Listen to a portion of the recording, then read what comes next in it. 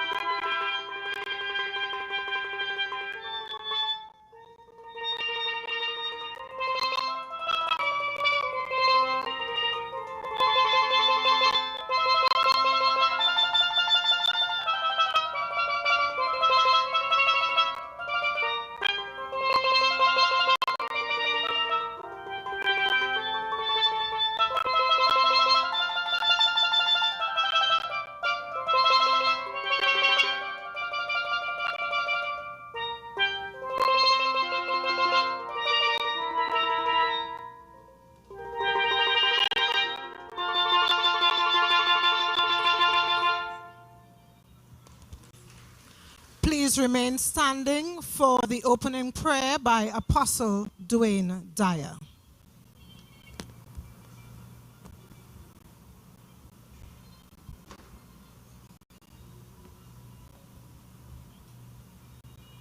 Bow our heads, close our eyes.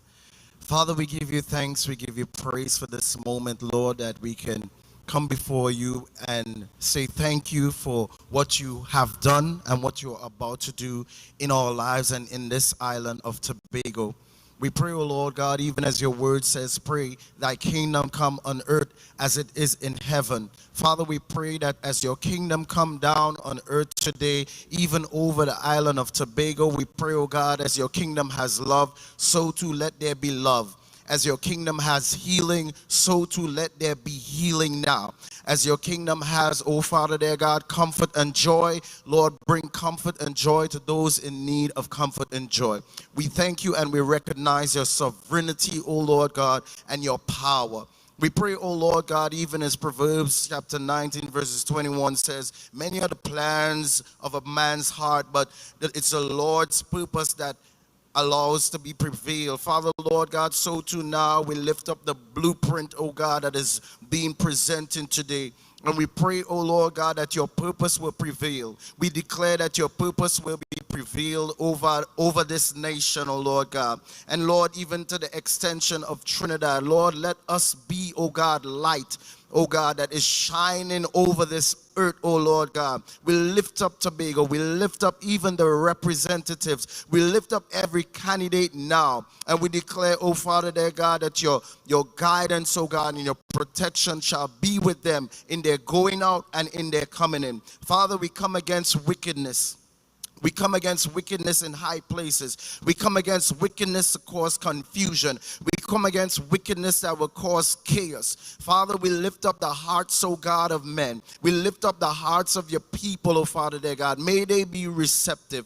O God, may they have understanding and comprehension. We speak, oh Father, Lord God, these things right now, and we nullify the powers of darkness, that it will have no power over, oh God, Tobago. It will have no power over the blueprint. It will have no power over the plans, oh God, that you have set in order for this nation. We speak the blood of Jesus upon this event now. We speak, oh Father, dear God, a divine protection, a divine covering right now, Lord, that Lord, you would surround and encamp around this place, that Lord, there shall be no accidents, there shall be no incidents. We pray, oh Father, dear God, right now, that your purpose shall prevail. Your purpose shall prevail.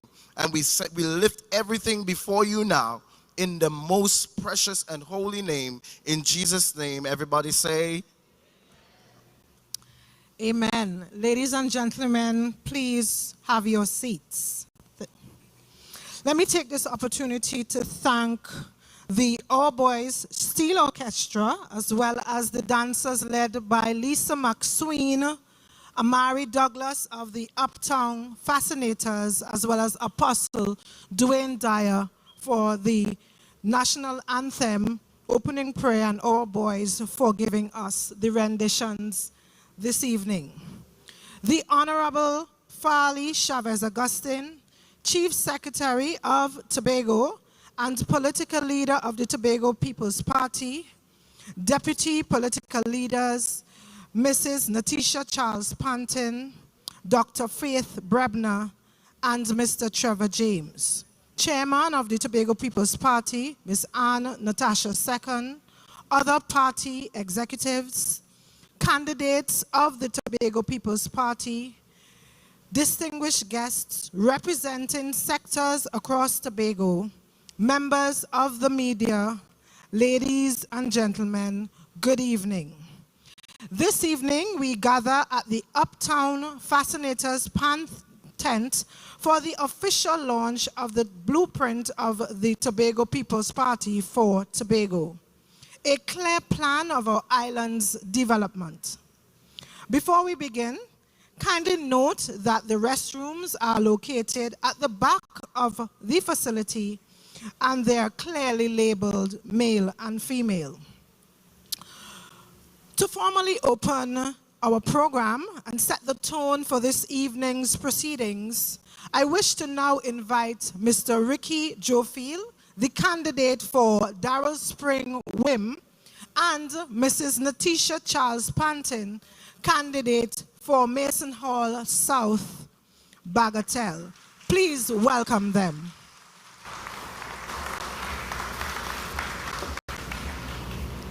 Ready? Good night.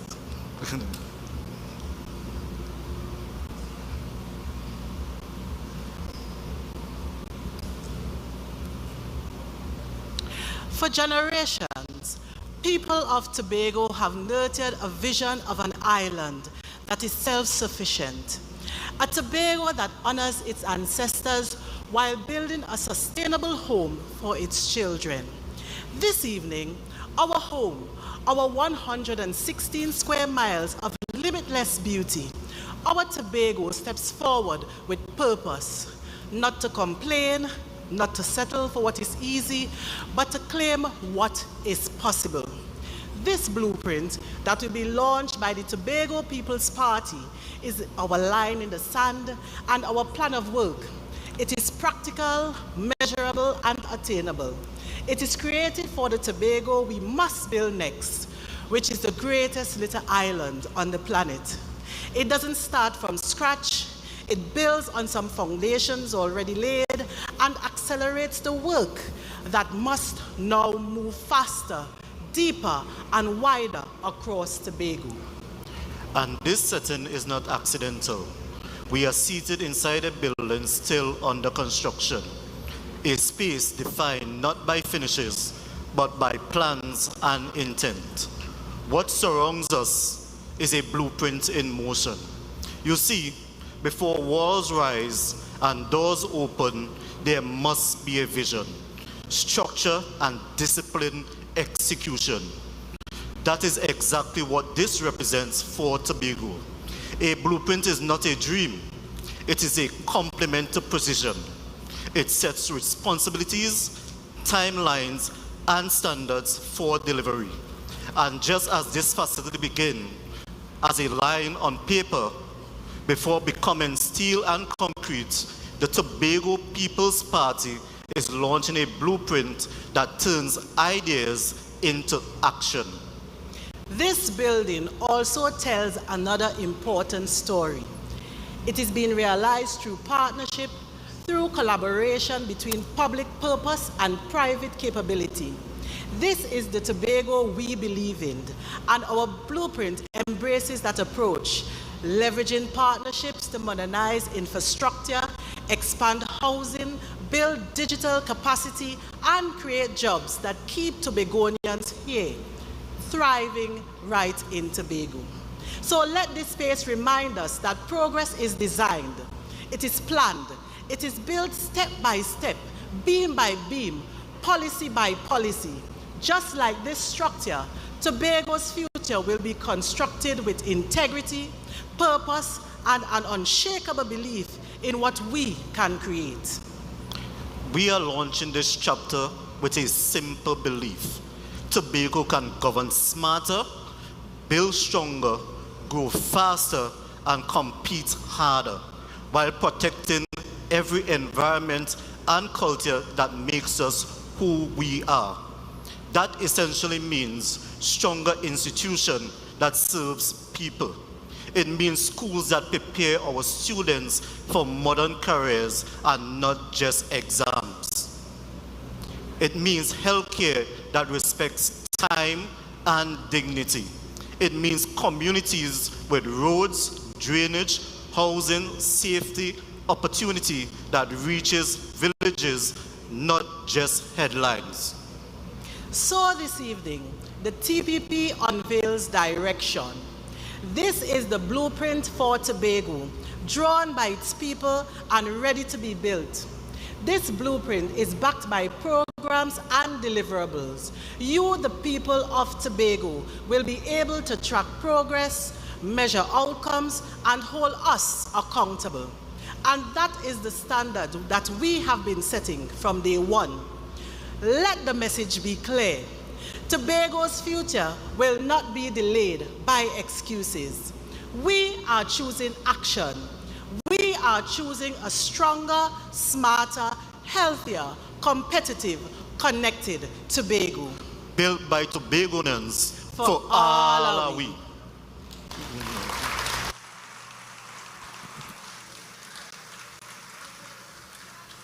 Let me take this opportunity to thank Mr. Ricky Joe Field and Mrs. Natisha Charles Panton for those fitting welcome remarks.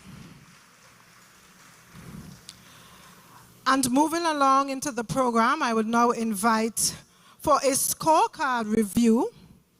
We'll now ask the Deputy Chief Secretary and the representative for Belgarden Glamorgan, Dr. Faith Brebner, to deliver the scorecard review, which is a critical reflection on our performance, accountability, and progress. Please welcome Dr. Faith Brebner.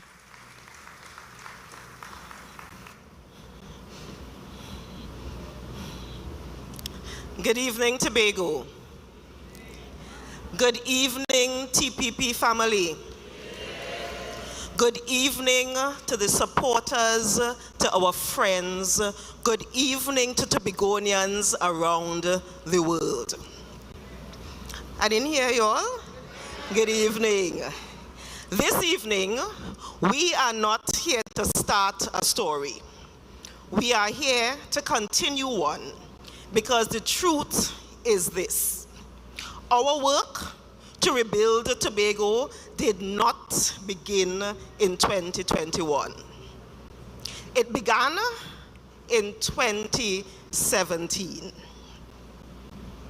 That was the moment we stepped forward with a clear conviction that Tobago deserved better governance, better leadership, and better outcomes.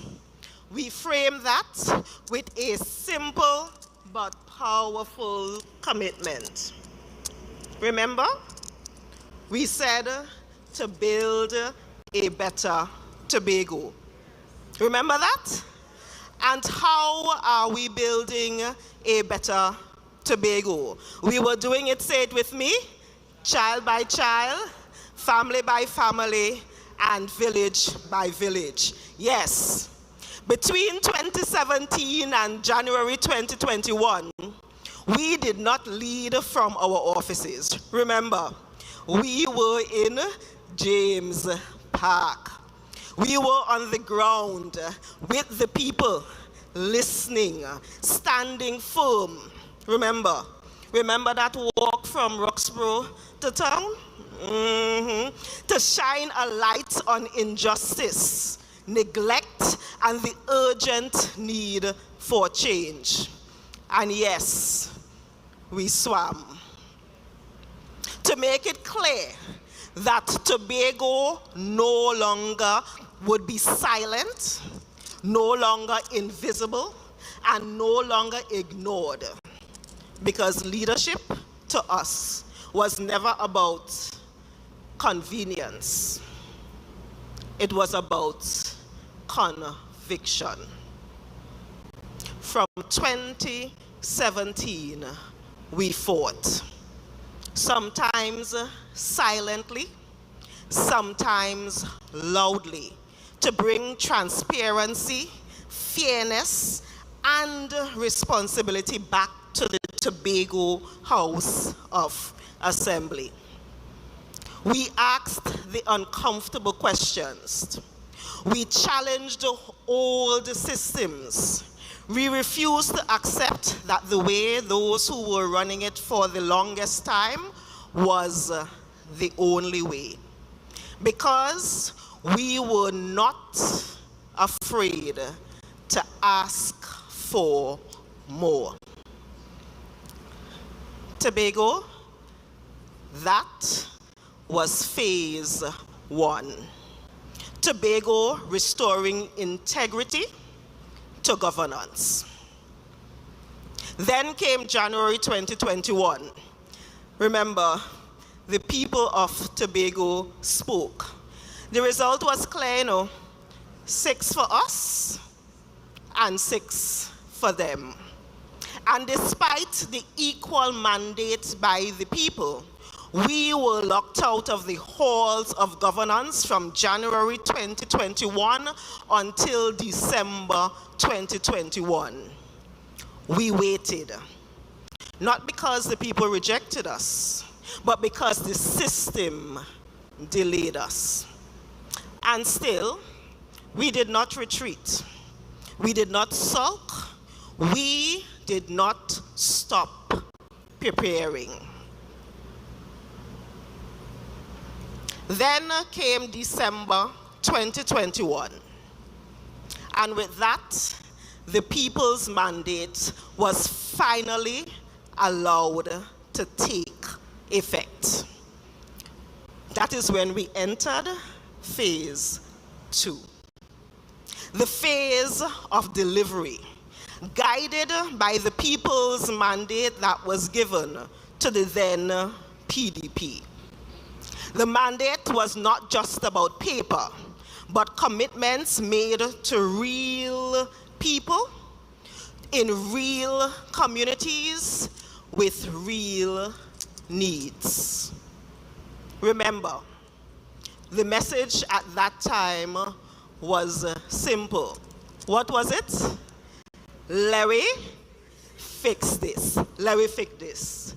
Not tomorrow, not someday, but now. So even before we go into talking about 2026 and beyond, it is only right that we tell the people where we are. And I want to do so honestly, clearly, and simply. I want to give you the scorecard. So let's talk about,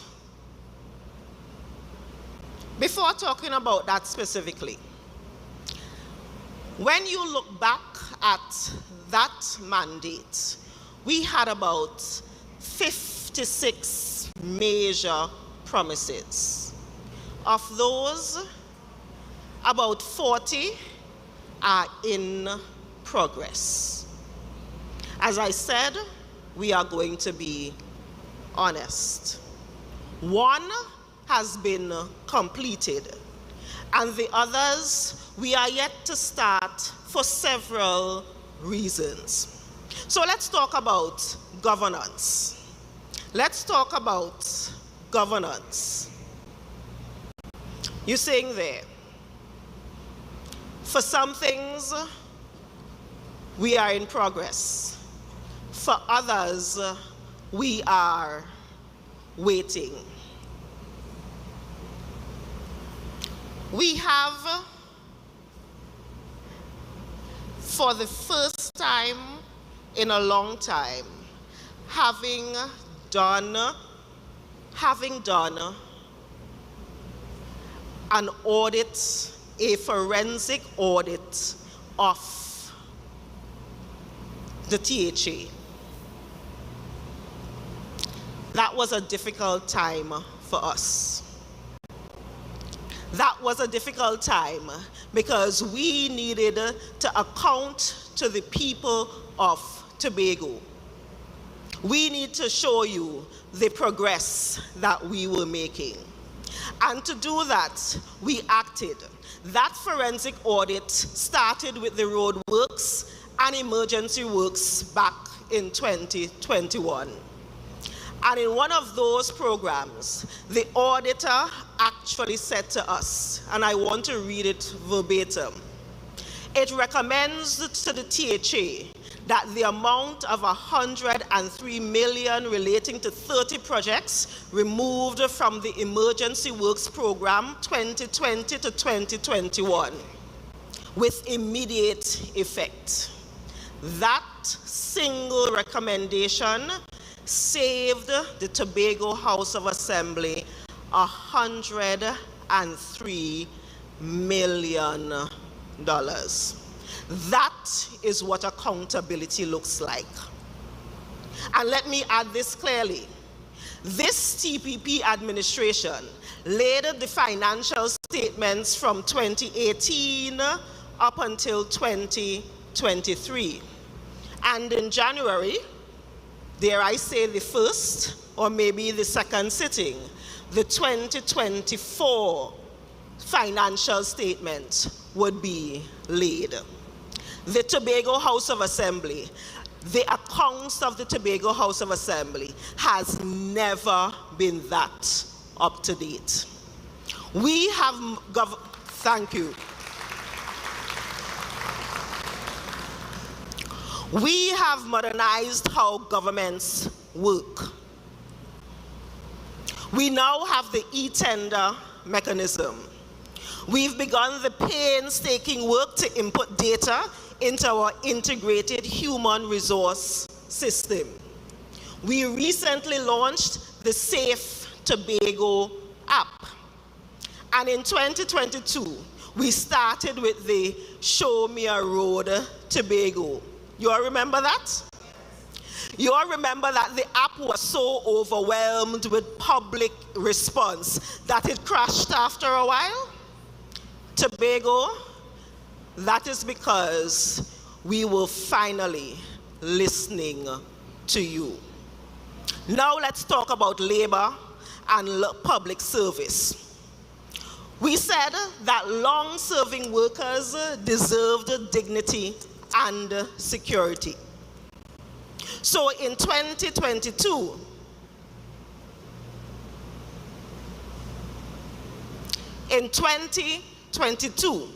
we started with 3-year contracts for TRHA workers.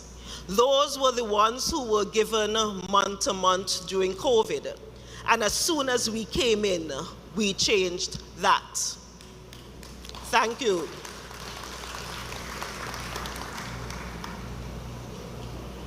In December 2025, we took the next steps.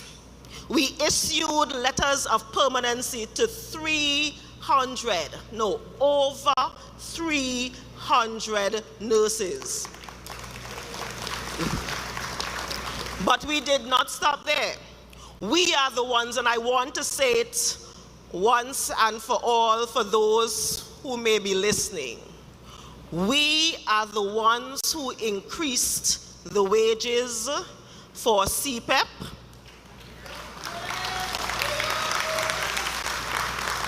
for URP,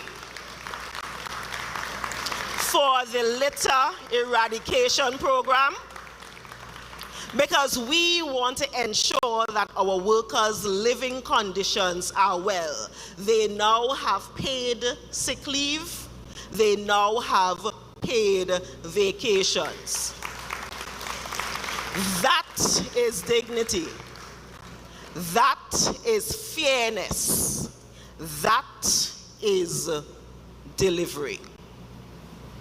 Now let's talk about safety and security. We continue to invest heavily in national security.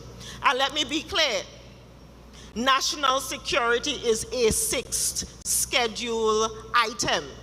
It is not the responsibility of the Tobago House of Assembly. Yet, we continue to spend because Tobagonians deserve to feel safe.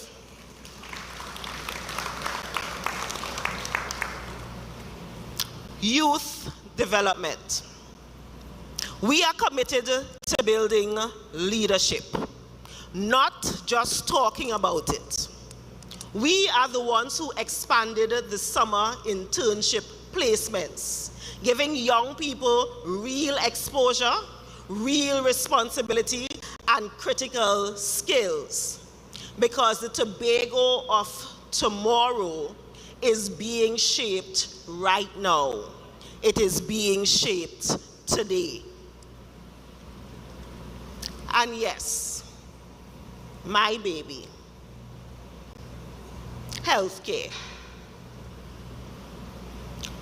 We promised to expand healthcare capacity, and that we did. The Roxborough, and I'm saying it slow, the Roxborough Hospital is now operational. I hit in my chest. Because what we found was a glorified health center. And what we have delivered to the people of Tobago is a full-fledged hospital.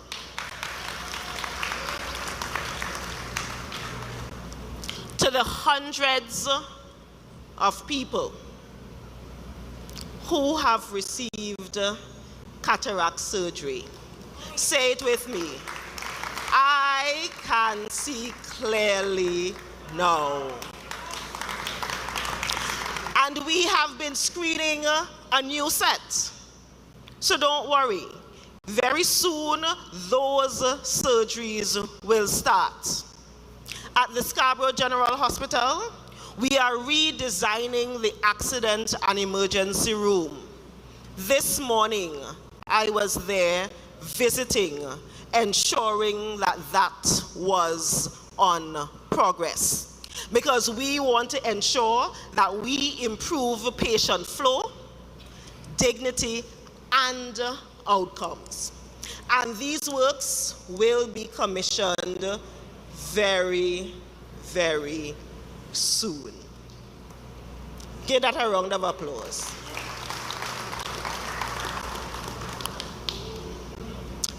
And let's talk about education.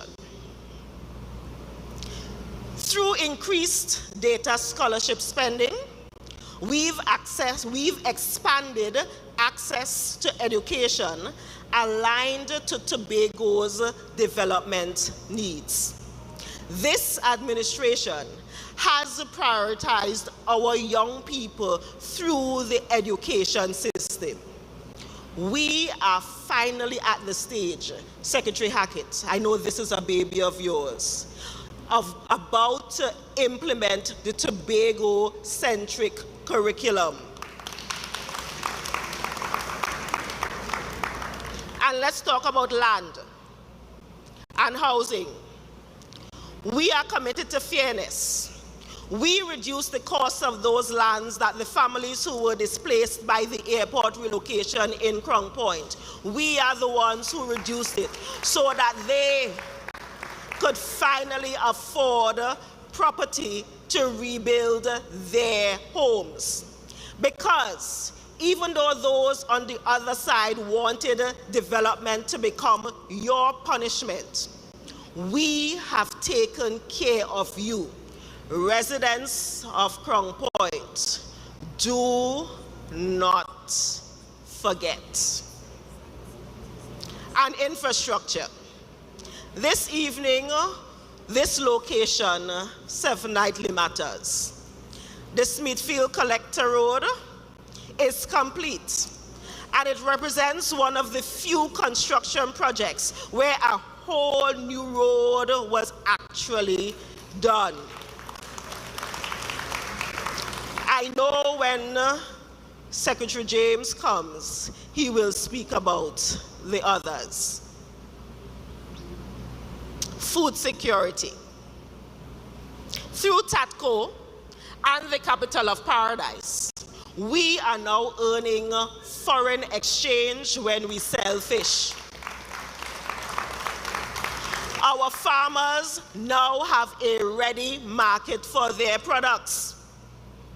And our mega farms are on the way.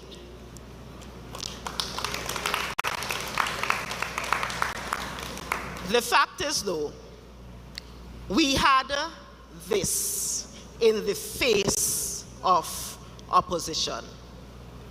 Let the record be clear.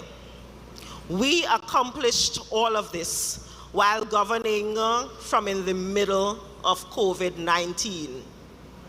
We did this while managing an oil spill that threatened our coastline, our livelihoods, and our environment.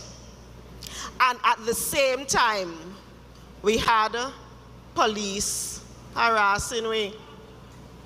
They even went into the home, the official residence of our chief secretary.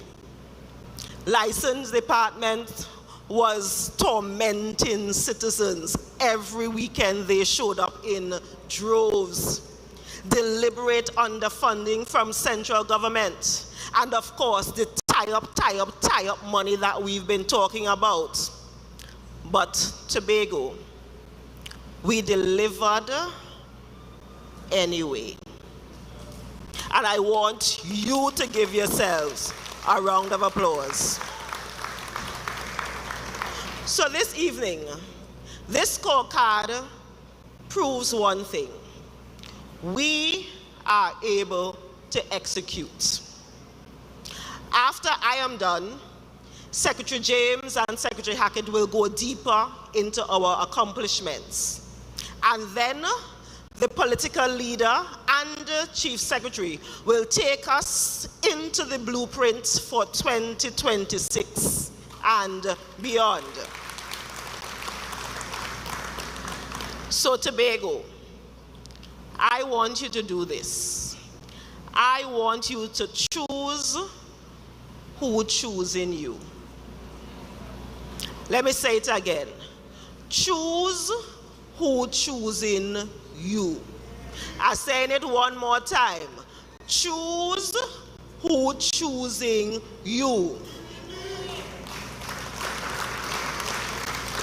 Now, when I say Tobago, I want you to say, is we. Tobago. Is we. Tobago. Is we. Tobago. Is we.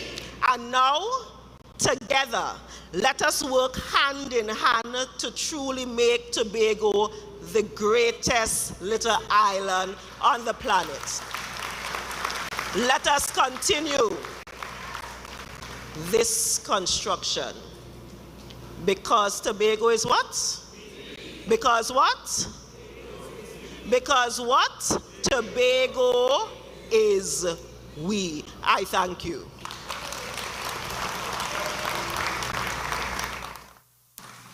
Thank you very much, Dr. Faith Brebner, Deputy Political Leader and candidate for Belgarden, Glamorgan.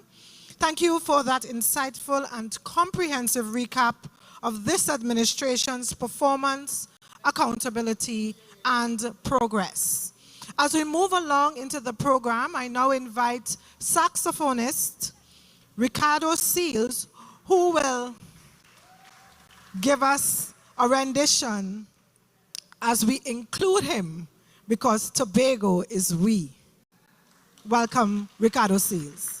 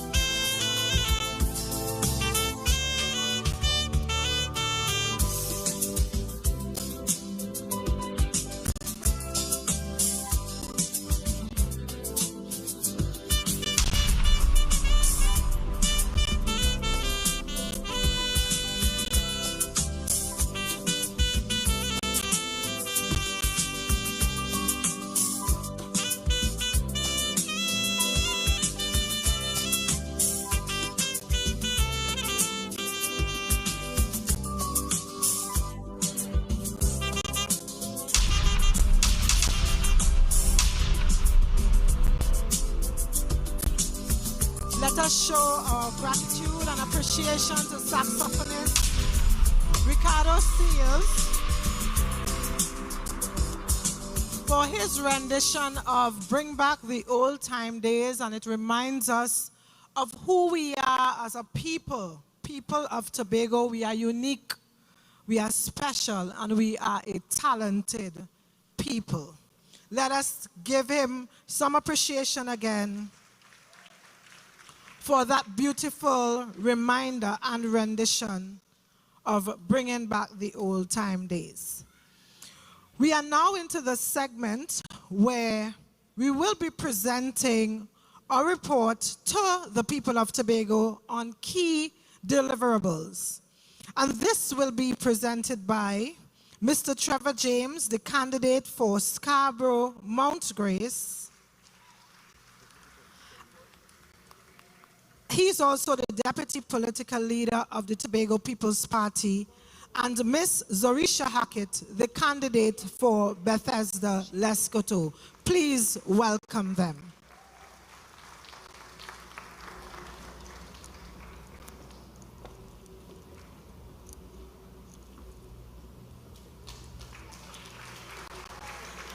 Good evening, Tobago. Good evening, PDP family. Good evening, candidates. Good evening, Deputy Chief. Good evening, Chief Secretary. It's an honor to be here tonight. Of course it is. And I see you walk with your project management items, eh? No, well, you see, I had a blueprint, but we will come to that. How are you feeling? We are good. T-minus 7 days? T-minus. How long? 11? 11 days. Like I'm more excited than anything else. So, tonight we're here to present the blueprint, the plan that would outline the strategic philosophy and direction for the next 4 years. And as it should be with all plans, we must contextualize it within the current environment while appreciating the past. So, in the spirit of Sankofa, let us go back. Bringing context to achievements, no doubt. No doubt that we have. In fact, Mr. James and Tobago, we have achieved a lot. And there's a lot to be grateful for. We continue to observe and welcome the growing attempt to compare 21 years. As a matter of fact, to try to equate 21 years with our 4 years, because that in itself tells a story. Unfortunately for this segment, we can only tell a small portion of that story. We came into office on December 2021, and we inherited failing roads, broken jetties at Speyside, no jetty in Little Tobago, Plymouth, broken jetty again there, rundown health and community centers, schools, a loss of the capital of paradise. And in the midst of it all, in the midst of all of that, we were saddled with underscoped, overpriced, incomplete ghost projects, mostly given to the hands of a few selected contractors, coupled with a massive debt of almost $1 billion. Therefore, what we have achieved is a testament to superior fiscal management and astute leadership.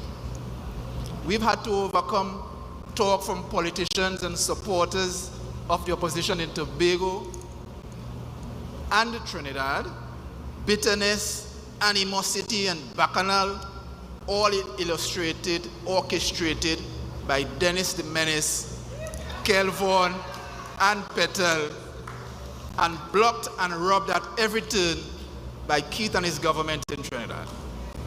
Some say it was determined from Port of Spain that we must do nothing, that they must hound us out of office, and we must not survive the 4 years. We survived police raids, as Dr. Faith said, body searches, bedroom searches, car searches. We've had to survive court cases, weaponized state agencies against every single thing we tried to do. We've had to find ingenious ways in which to move Tobago and the Tobago nation forward. We brought off-budget capital into the economy in Tobago. So we have achieved all this. That's why we say it's beyond comparison. What we've achieved is essentially a miracle of managerial mastery. And tonight, miracle number one is Miracle the division number one. of finance. The division of finance, trade, and the economy. One of the biggest instances of the miracle of managerial mastery. And of course, Secretary Petalan Roberts. We want to thank you. You were preceded by, of course, the Honorable Farley Augustine, who took the mantle of that division and ran with it. So to negotiate the narrow and treacherous road of attempting to service the burden of nearly $1 billion in debt is one thing, but we were not able to do just that. We also supported and strengthened business enterprises and development by disbursing over $8 million in business development grants and over $1.2 million in loans to nearly 400 entrepreneurs, and over $1 million again to fisher folk for boats and engine repairs, and of course their safety equipment. We designed loan guarantee program capitalized at 12 million, strategically targeted to expand to 60 million. We unlocked private sector financing, protect employment, stimulate investment, and strengthen economic resilience, covering up to over 80% of approved loans with eligibility ranging from $750,000 to up to $3 million. And we're only getting started with this division because we also designed the Tobago Development Fund to provide long-term investment, financing, shares and debentures, leasing and factoring acceptance of new securities. And of course, business development support, including product development, system strengthening, and market success. I think that's a very important one. We established the THA Contingency Fund in 2022. From unspent balances, 15 million of that was fund allowed for the immediate mobilization to respond to the oil spill. We also completed major upgrades on the Charlottesville Micro Enterprise Center, the roof that leaked from day one, the faulty plumbing and electrical, and work is currently being done on the other 4 across the island. We never got financial disbursements on time, but we were able to properly time central government and reduce our overdraft from 10 million down to 2 million. Over 400 million was strategically reallocated from recurrent expenditure and repurposed to impactful development on the island. Chocolate cake we made from limes. The implementation of the quarterly budgeting ensured timely disbursements to various divisions of the Assembly. We completed the outstanding audits left by the last administration, and we completed up to 2023. And as we look to wind down on this division, we have successfully secured 100% every red cent of statutory releases in fiscal 2025, including recurrent, development program, URP, and of course CPEP funding, safeguarding the Assembly's stability and operational continuity.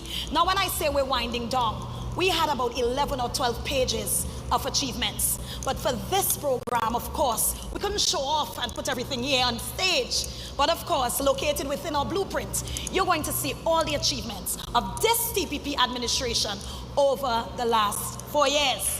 And so now we're moving into the division of health, wellness, and social protection. Miracle number 2, health services and medical access.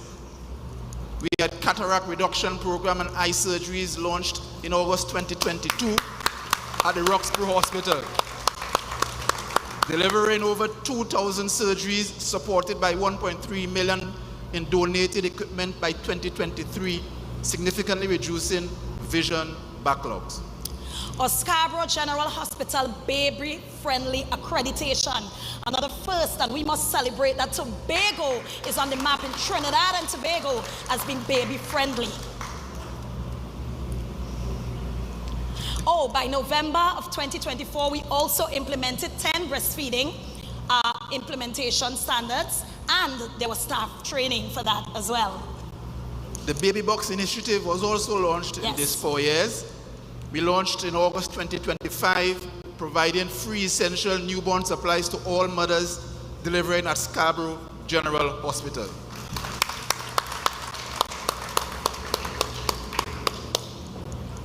This is a big one. Nurses were made permanent. Over 300 nurses issued permanent employment letters in 2025, resolving long-standing contract instability. We also had economic and community support, REACH, as we call it, the grant program for businesses, financial support distributed to over 19 participants in business education training at June 2022. 28 businesses were given grants in 2023, 12 in 2025. REACH business education training as well also was done in 2024-2025. I want to move on to disability inclusion and youth development. I think this is also major for the Division of Health, Wellness and Social Protection. And of course, we start off with Special Olympics initiatives. Hosted Tobago's first Special Olympics Family Health Forum in February of 2025. TechVox student participation in that Special Olympics, May 2023, and of course, May 2024.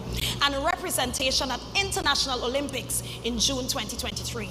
There was also Christmas outreach, the elderly homes, December 2023 and December 24. And the division continues to really move on that word, inclusion. It's not only buzzword for them. Of course, many World Down Syndrome Day celebrations and inclusions, blood donation drives. The division also relaunched the Tobago Blood Donation Drive, that's a major one. Emergency preparedness and environmental health. And of course, you know, this is the division that moved us safely out of the COVID-19 pandemic.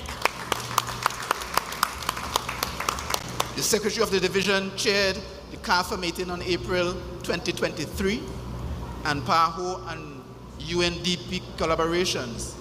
Mass casualty training was held in August 2023.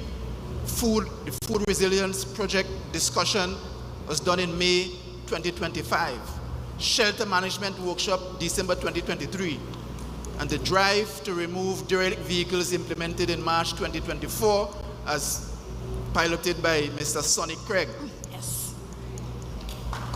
Of course, our usual white waste cleanup campaign launched September 2025, and with the Tobago Day cleanup as well. And of course, we recognize Robinson Day with major cleanups as well. An initiative founded by our Chief Secretary, Farley Augustine, in collaboration with our Secretary of Health, Wellness and Social Protection. Also, we launched the Green Bench Project, launched in 2023, promoting environmental health awareness. And we're going to end this division off by speaking to the public health education and disease prevention initiatives, mosquito and dengue awareness campaigns. We also conducted during awareness weeks and online campaigns annually, wellness training and outreach, of course, men wellness initiatives hosted throughout the year, International Nurses Day and Midwives Day observed annually, International Day of Peace activities observed annually as well, trafficking in persons training conducted, and of course protocol and diplomatic training for staff. So all this was done under the Division of Health and Wellness. And of course we can't forget how safe our carnival has been, and that was delivered for the first time in 2023 and covered by the Division of Health. So we are the safest carnival ever held in Trinidad and Tobago.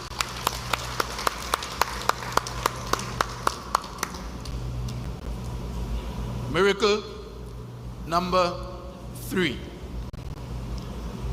And while we wait on miracle number 3, James, I'm telling you that the achievements are endless. We spent all day trying to narrow down these achievements to be able to present to Tobago. And it was the most difficult task ever. Actually, you know, your division alone. No, actually we started with 48 pages today, and we had to summarize that down to 9, 1 per division, and so you know it has been a hard going.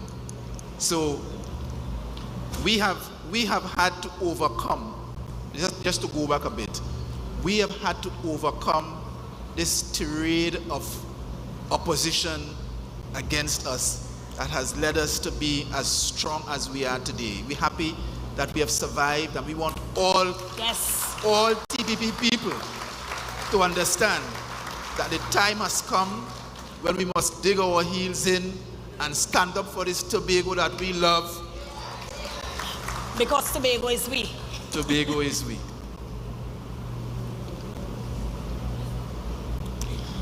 The Division of Community Development, Youth Development and Sports. The key achievements for 2025. 21 to 25. 2021 to 2025. 1, the community infrastructure and recreational facilities hard projects.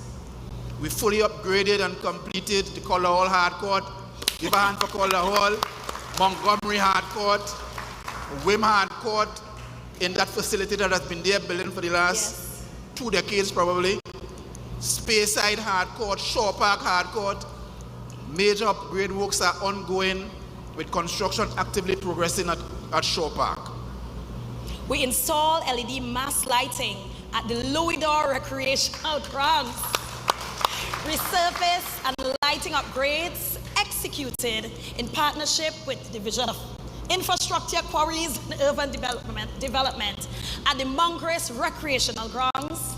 Electrical system assessments and upgrades are ongoing at multiple community centers and recreational facilities across our beloved island.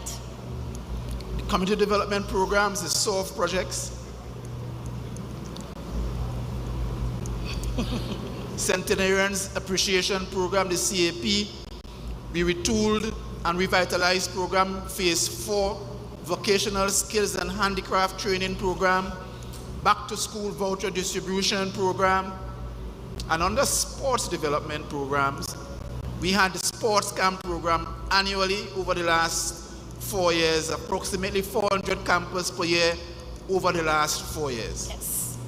Multidisciplinary sports camp annually, approximately 300 children per year over the last 4 years. Talent Identification in Schools program, which is the identification and assessment of athletic talent among school-age children, was also a success. As we know, Speyside has been featuring very heavily Tobago in the last 4 years. The Chief Secretary T10 Blast, the Dream 11 T10 Blast, Under 16 Global Cricket International Youth Tournament, all held in Tobago. The Tobago Sports Survey island-wide data collection exercise also completed to inform sports planning and policy. And of course, a Special Olympics engagement and sport for Special Olympians, athlete participation and family engagement initiatives. Youth development programs held under the Division of Community Development, Youth Development and Sport. Secretary Hackett. Trade track program cycles 1 and 2 completed, focusing on exposure to trades and technical career paths. Of course, our World of Work, a continued success for career readiness and workplace exposure provided to young adults. International Youth Day was observed island-wide. Youth Center engagement programs also undertaken. For Skills Success Program, life skills and employability training delivered to youth participants. The YES program, the Youth Employability and Support, YES. The YES program, internship placement, structured internship and work readiness programs, all continued apace under the division, under the Department of Sport. The Advanced Career Essentials Training Series, professional development and empowerment program, and that focused on empowering training delivered to our young women.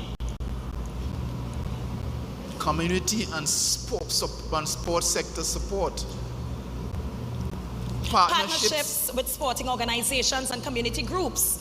There was also support for youth clubs and community organizations, and several organizations truly benefited from the division of ComDev, YouthDev, and Sport.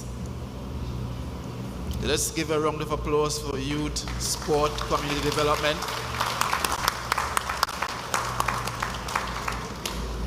As we move on to miracle number 4. Yes, number 4. And I want to say that this could have gone on for 2 hours. So the small delays that you might see now, take it in stride. We could be here all night. Who do you think is coming next, education or works? No, I think we will save the big ones for last. So we still have the division of food production. Yes. As you know, food production has been a big thing for us. We've been trying our best to increase the production of food to reduce the reliance on imports from Port of Spain. And I'm sure the Secretary is happy to report that the mega farm project is fully underway. But we'll get to that soon. I think we should focus right now on the division of tourism, culture, antiquities, and transportation. Destination strategy, governance, and recovery. The division of DOTCAT implemented a cohesive destination recovery and competitiveness strategy anchored in connectivity, cruise growth, infrastructure modernization standards, governance, and human capital. Also, community participation, cultural investment, and international advocacy. The division conducted over 200 stakeholder engagement and hosted the first tourism workers town hall with 100+ attendees. Division also re-established the visitor relations unit, and that became very important when we had those unfortunate incidents recently. That's right. At our Booker Marine Park.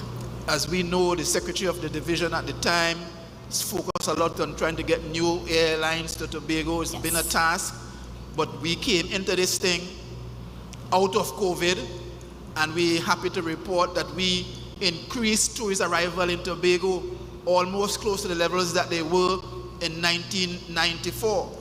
We also supported the resumption of international and regional direct airlift from London, New York, Frankfurt, and Barbados. At the same time, we were quarreling with Cal and begging them to increase the flight back from 12 to 24 to no avail.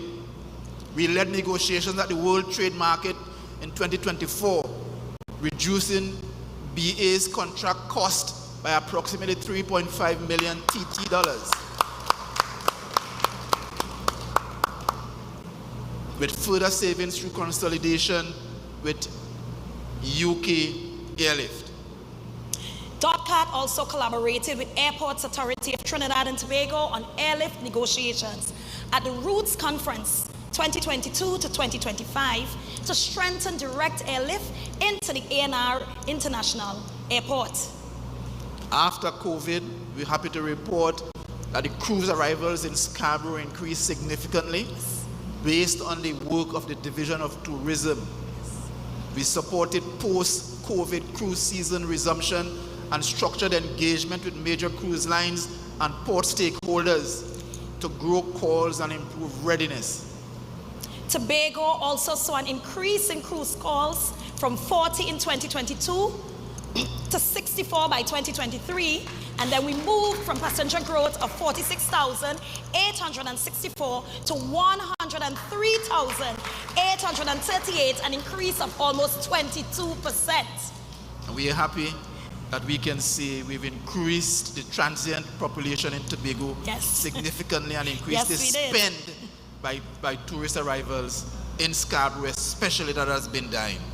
We've conducted promotional meetings with major cruise lines, including Royal Caribbean, Carnival, and MSC to increase cruise calls. We've partnered with Port Authority to market Tobago at Sea Trade and FCCA cruise conferences. Our tourism performance and market growth was also achieved. International stayover arrivals recovered from 9,324 in 2022 to 14,460 in 2023 and 16,204 in 2024. With 2025 January to September, 9,903, and we're still awaiting our end of year data. Indeed, we recorded a 79% growth in the US market, left untouched by the PNM for years. That's a big thing.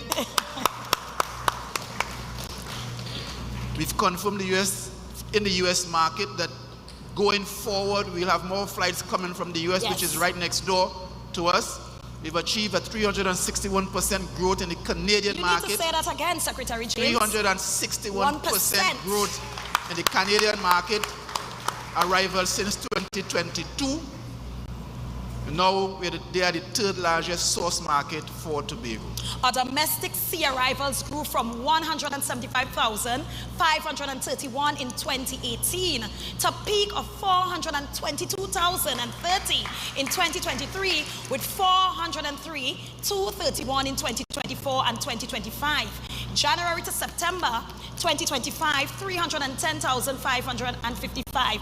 And of course, we know October Carnival saw island sinking. So we know figures are way beyond that 500,000 marker. Despite the challenges with CAL, our domestic arrivals recovered from 159.8 thousand in 2021 to 282,000 in 2022, and up in 2024 to 342,000 in 2024. In January 2025 to September, we've seen an increase of 1.5% over 2024 figures, and we continue to grow despite the challenges that we have faced. And let's speak a bit to technology and digitization in the division. DotCat has developed the Safe Tobago app to enhance visitor safety and data collection. They have also implemented the THA1 portal to digitize divisional operations. The division also, in partnership, developed partnerships and diplomacy with international advocacy. We've delivered over 150 media engagements across print, TV, radio, and online, supporting destination marketing and visibility. DotCat has also elevated Tobago's regional influence through representation at CTO, Council of Ministers meeting, OAS, High-Level Policy Forum, State of the Tourism Industry Conferences, and of course, tourism resilience engagements. All this we have done with a meager budget of $4 million, while Barbados is spending $45 million on I want to also destination say marketing. that in all of that, we hosted influencers reaching 7 million plus followers combined, promoting our Tobago October Carnival and of course the other festivals on this island. Human capital and workforce excellence. In the 4 years, the division delivered leadership training in 2025 for all heads of departments, CEOs, and board members. They've trained over 60 lifeguards, hired 40 successful trainees to fill critical establishment vacancies, including the acquisition of an additional vehicle and minor equipment to strengthen life-saving capability. The division has also hired 64 daily rated employees to fill vacancies and updated the permanent list, covering 3 outstanding periods spanning 10 years. And I think that's a major one. Youth tourism and community tourism empowerment.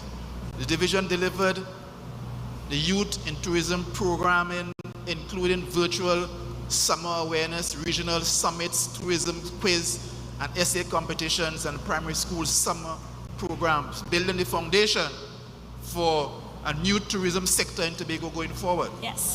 Achieved CTO regional competition results, 2022 winner of the Junior Minister of Tourism title in the Cayman Islands, 2023 third place regionally, 2024 second place regionally, and of course 2025 winner, Junior Minister of Tourism there in Barbados.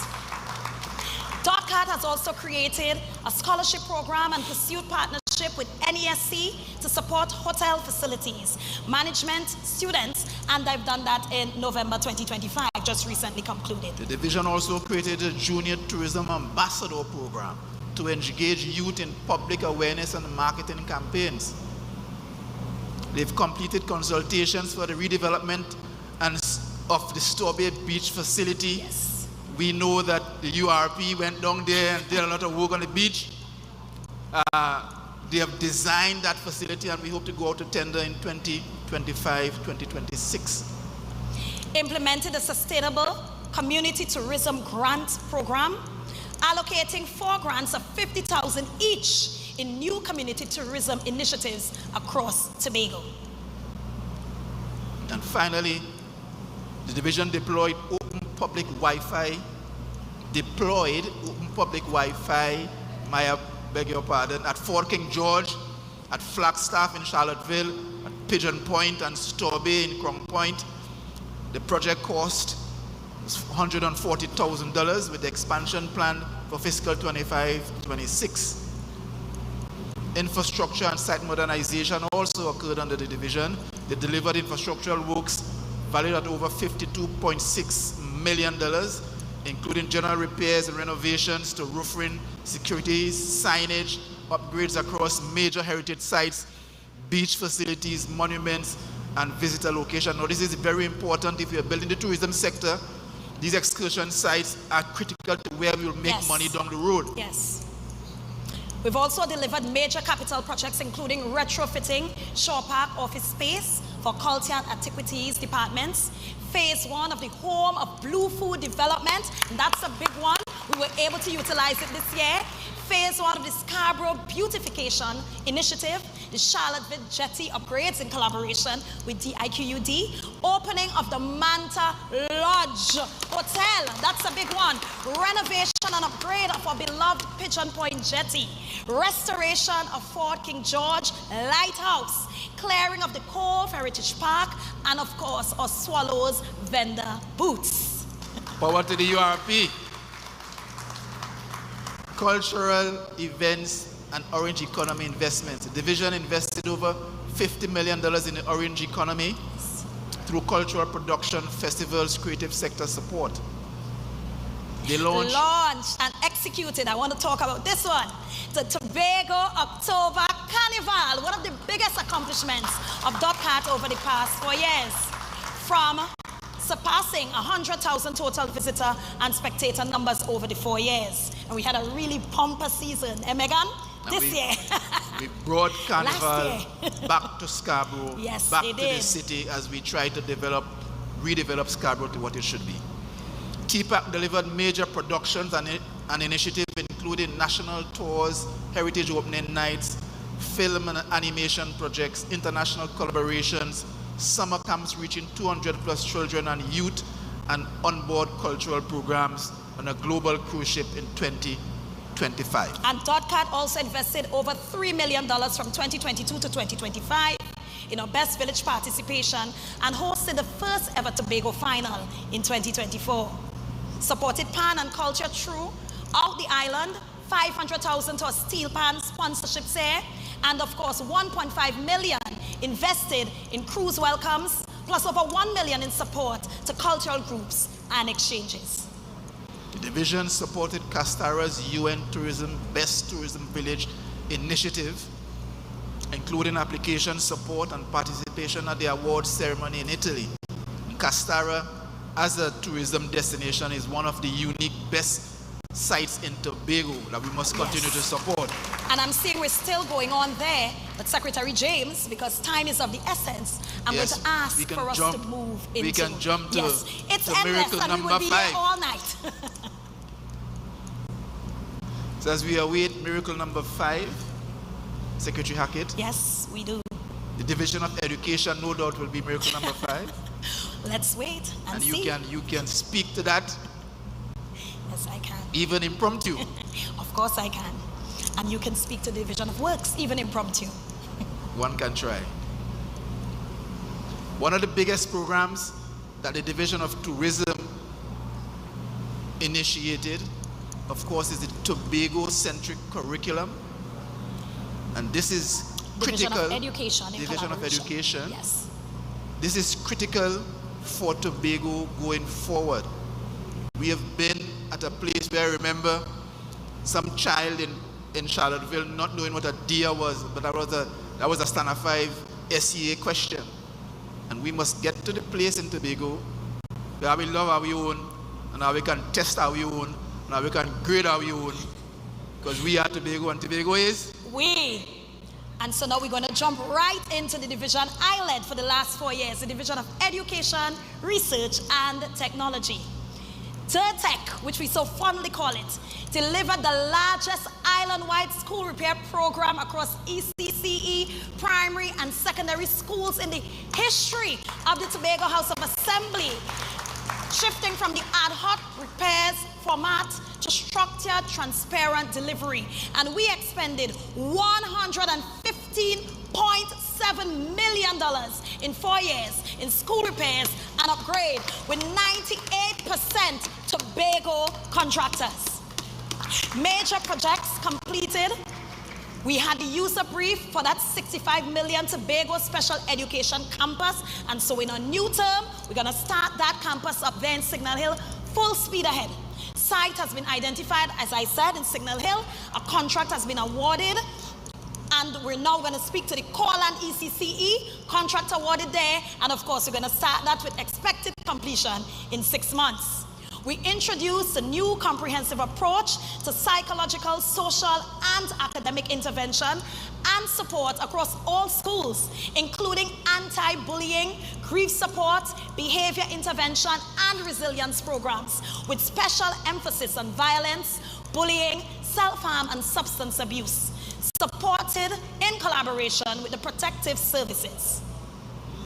The Division of Education expanded and optimized financial assistance to students, strengthening student success tracking and program accountability. Before, we invested over $2.6 million supporting books, supplies, uniforms, and glasses for students across ECC, primary and secondary schools. And over $20 million to tertiary students aligned to Tobago's development. That is a big one. It's the most we've ever invested in tertiary education assistance on the island of Tobago. What was the allocation? $500,000. Miracles we are working. Several extensive programs geared towards learning, recovery, and academic enhancement, curriculum assessment, and performance improvement. The division delivered a structured remedial enrichment and assessment-driven interventions, implemented the Tobago District Assessment for Standards 2 to 4, and introduced diagnostic testing in creative writing, English language arts, and mathematics. Implemented the Tobago District Assessment for Standards 2 to 4. With testing in creative writing, English language arts, and mathematics. We developed and advanced the Tobago-specific policy and program frameworks, and these were not in existence before the TPP started pushing initiatives through policy creation. Online education policy, project impact policy, community impact, Tobago-centric curriculum, early childhood care, maxi-taxi concessioners policy, nutrition, Teaching Service Commission and HR Task Force policy, multicultural policy. We strengthen the art and creative expression of Pan in Schools curriculum, the first of its kind. The Rhythm of the Isle Tobago Steel Pan Ensemble Festival, the first of its kind. And of course, we revitalized the Maypole Festival. And thank you, Auntie Annette, for allowing us to understand that our culture needs to be pushed through education. The division also focused on technical and vocational skills development, revitalized the Roxborough Trade Center as a modern skills development hub, expanded technical, vocational, and life skills training aligned to labor market needs. They strengthened curriculum relevance and instructional delivery.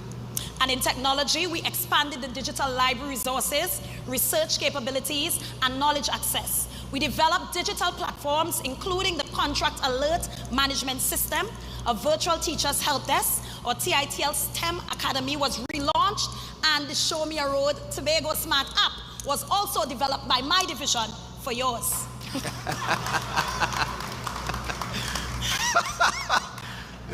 Tobago Information and Technology Limited continues to support the ICT applications across the entire assembly. We were the first to use them, obviously, alongside 24-hour call center that dealt with over 24,000 emergency calls and alerts. As an education support base, it facilitates administration and training and examinations with numerous agencies and syndicates. The next is a big one. We paid over $80 million in outstanding gratuities and increments to and oversaw the movement of 52 teachers off of contract and into the permanent establishment over the last 4 years. Yes, 52 teachers, 52 families now touched and have a secure future under the tech and under this TPP administration, because Tobago is we. And I can say Secretary Hackett received no gratuities for the time she was a teacher. Our Chief Secretary also did not receive any gratuities. But we'll take care of ourselves after.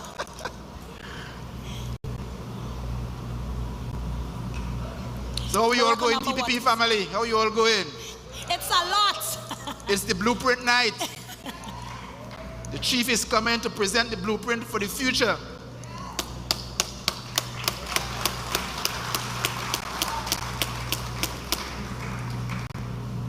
So see, this is why it's important to go back before we go forward. Yes.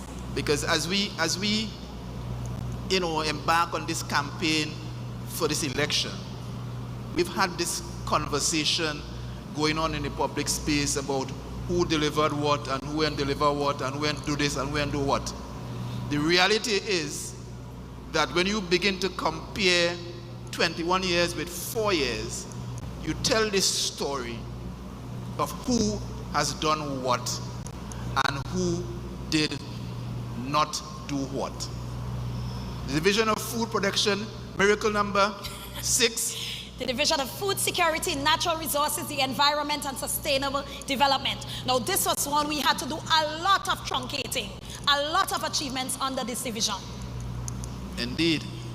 The Division of Food Production, I'll shorten it for everybody, Division of Food Production. We had the Agricultural Infrastructure and Operational Efficiency. Under this heading, we completed the Shore Park Food Hub at a final cost of $1.4 million. Improving market access and value chain efficiency for farmers alike. We completed repair works to worker facilities at Studley Park Nurseries at a cost of $359,000. Upgraded the Barbados Bay Fishing Facility at a cost of $1.5 million. Completed phase 1 of the Parlatuvier Fishing Facility at a cost of $800,000+. Constructed and upgraded livestock pens at Lowedo Demonstration Center, Charlottesville Breeding Unit, and Hope Farm. Executed emergency sargassum cleanup across 5 beaches, removing 12,850 cubic yards in 11 days at a cost of $963,000. We all understand what that sargassum does to our coastlines.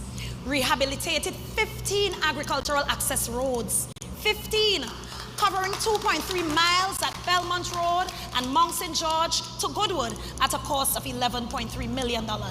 We repaired and upgraded multiple fishing facilities across the island, including Roxborough, Buku, Culloden, Charlottesville.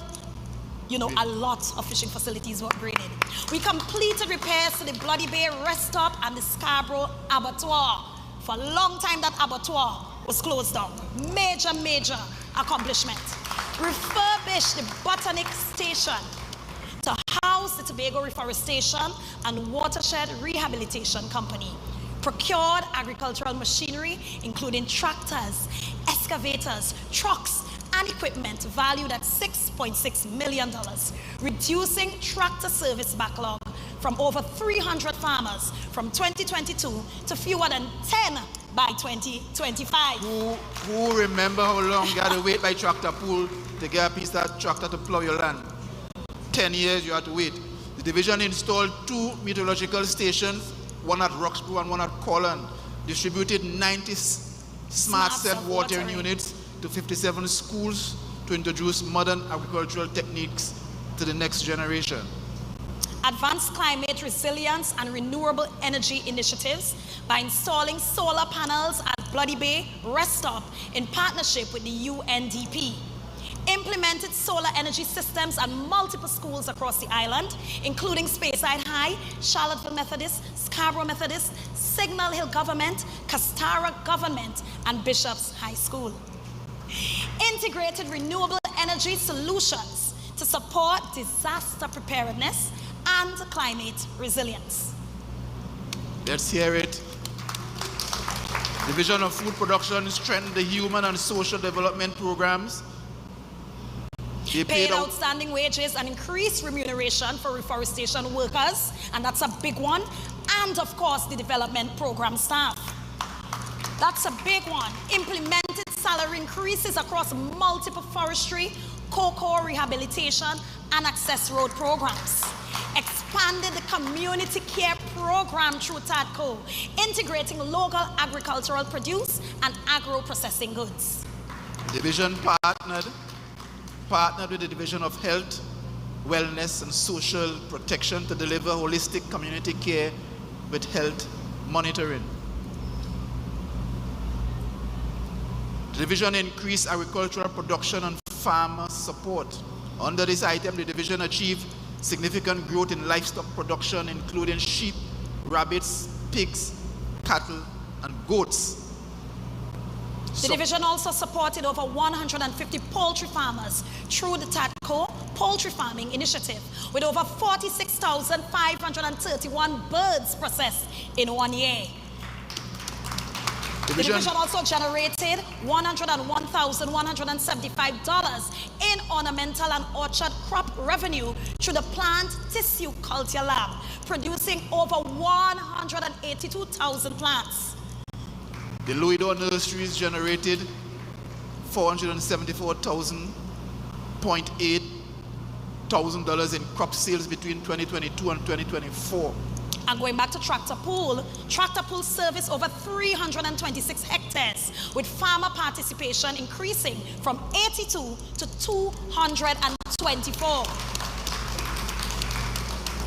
They expanded agro-processing and value-added production.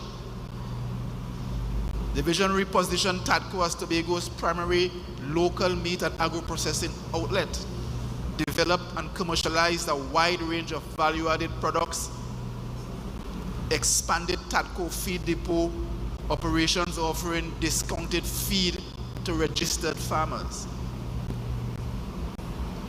The division also strengthened marketing, research, and training by establishing the Research and Development Information Systems Unit to support policy development and decision making. Also operationalized the Tobago Agri-Research Initiative, or TARI, with a focus on education, extension, and research. Of course, a big one, signed an MOU with the University of Trinidad and Tobago to deliver certificate and diploma programs in agriculture and agro-processing. In Tobago, division launched the Tobago Agri-Technology Services Limited and hosted the first Agri-Tech Summit in December 2024. Developed the Tobago Agri-Incentive Program administered by the BDU. The division also created a weekly digital vendors marketing hub and published retail price listings for key commodities. The division delivered extensive training programs in crop production, animal health, agro-processing, irrigation, pest management, climate-smart agriculture. The secretary always says agriculture is a business. And a science. And a science. The division also offered 27 courses through TARI with 934 participants between 2022 and 2025, and trained over 1,000 individuals through TADCO in poultry health, slaughter management, and food safety. The division delivered community outreach and extension services, delivered GIS wildlife management and early warning systems training, provided agriculture education outreach through Tractor Pool School Caravan. and implemented school feeding resilience training for farmers and technical staff in collaboration with DIRTEC. Conducted prison-based home gardening training program. Yes, a big one there. The division also expanded regional and strategic partnerships, and we can go through this one very quickly, through formalized partnerships with Kariri, Namdevco, and Nova Farms. Established collaboration with the government of St. Vincent and the Grenadines, strengthened partnerships with the FAO, IICA, CARDI, UE, and UNDP, and of course, our Cuban specialists. And finally, for this division, advancement of agri-ecotourism and signature programs. The division successfully executed the Lamb Festival in 2023 and 2024. You have to say that a bit louder, Secretary James. The Lamb Festival in 2023 and 2024. And strengthen community engagement through agricultural exhibitions and open days. Exhibited at World Food Day and Agritech Summit events. And for those who don't know, the Lamb Festival is critical for the chief because he doesn't need pork. And just recently launched mega farming and future of agricultural development initiatives just on Monday. Yeah? Distributed letters of intent to 14 additional farmers under that mega farming development program just on Monday. The division also advanced the Friendship Agro Park initiative, the first of its kind in development in Tobago, designed to support modern shared agricultural infrastructure. And positioned the agro park to support shade houses, vertical farming, increased productivity, and commercially driven sustainable agriculture. Let's give that division a round of applause. We're on the home stretch, Secretary. You're almost there. Miracle number 7. You're almost out of breath. This has been going on for so long. Miracle number 7, who can guess which division that is? So we haven't spoken to OCS yet. So let's make it the OCS. And then we'll end with you. So let's bear in mind, TPP people, Tobago at large. We are doing this exercise. This is a first in politics in Tobago. And as I said, we're here for a while, but this is us truncating pages of accomplishments. I didn't even speak about our upgrades to the Kendall Aquatic Facility or the completion of that WIM Youth Facility, now to be called the Melva Joe Field Youth Hub. Over Kelvin's dead body. Yes, That's what you say? Yes, yes. We'll speak to that on the campaign trail tomorrow night. Office of the Chief Secretary. The Office of the Chief Secretary, headed by the Honorable Chief Secretary of Tobago, launched the Public Officers Subsidized Housing POSH program in 2025 with an aim to distribute land or housing units to at least 100 public officers annually. Successfully distributed the first 100 residential lots from under this program as well, and I think that's a major accomplishment, and our Chief Secretary understands the value of housing and property for us as Tobagonians, because Tobago is we. Paying tribute to the Tobago middle class. Yes. OCS also partnered with the Telecommunications Authority of Trinidad and Tobago to deliver fiber optic infrastructure from Parlatuvier to Lansamy, and that's a major one. We now have better connectivity up there on the northeast. Granted a lease of the seabed to Digicel and partners to facilitate the installation of Tobago's first independent submarine telecommunications cable, another major one as we seek to improve digitization and digitalization and digital transformation here in Tobago. And I know the member for Lambo Lawrence was at that beach the day when Digicel came ashore. They achieved redundancy in telecommunication infrastructure. This is important. Significantly reducing service interruptions previously linked to Toco-based major one. Outages. Major one. OCS also modernized government procurement and digital governance. And that was done through a rollout of cross-THA electronic tendering system through the e-tender platform, a first of its kind. In the country. In the country.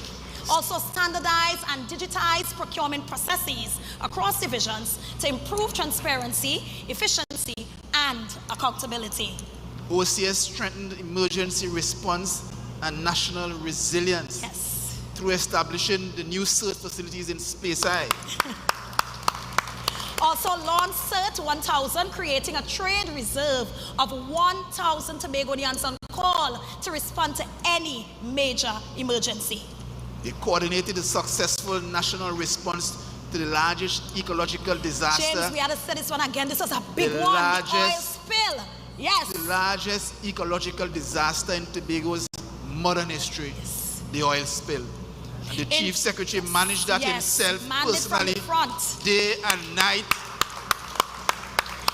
Introduced drone technology to emergency response and land management operations, enhancing surveillance, assessment, and rapid decision making. OCS assigned the first new fleet of emergency vehicles to TEMA in over a decade. The first in over a decade. The advanced agricultural and strategic land development, strengthened institutional operations and workforce efficiency.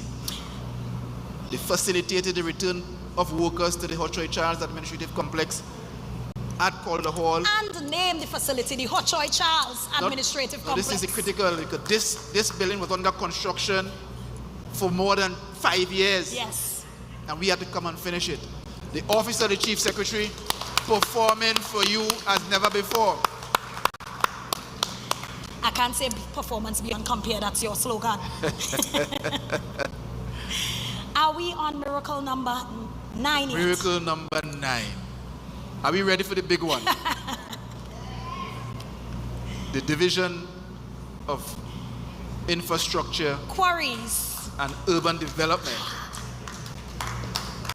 Dr. Faith spoke about the road adjacent to where we are. That was the first big project that we did. In how many days, James? Completed in 19 days. 19 days. With much opposition, even from school teachers. I am all opposing. But we completed in 90 days. But the critical thing though, is that the opposition in Tobago had that project estimated for $40 million. Wow.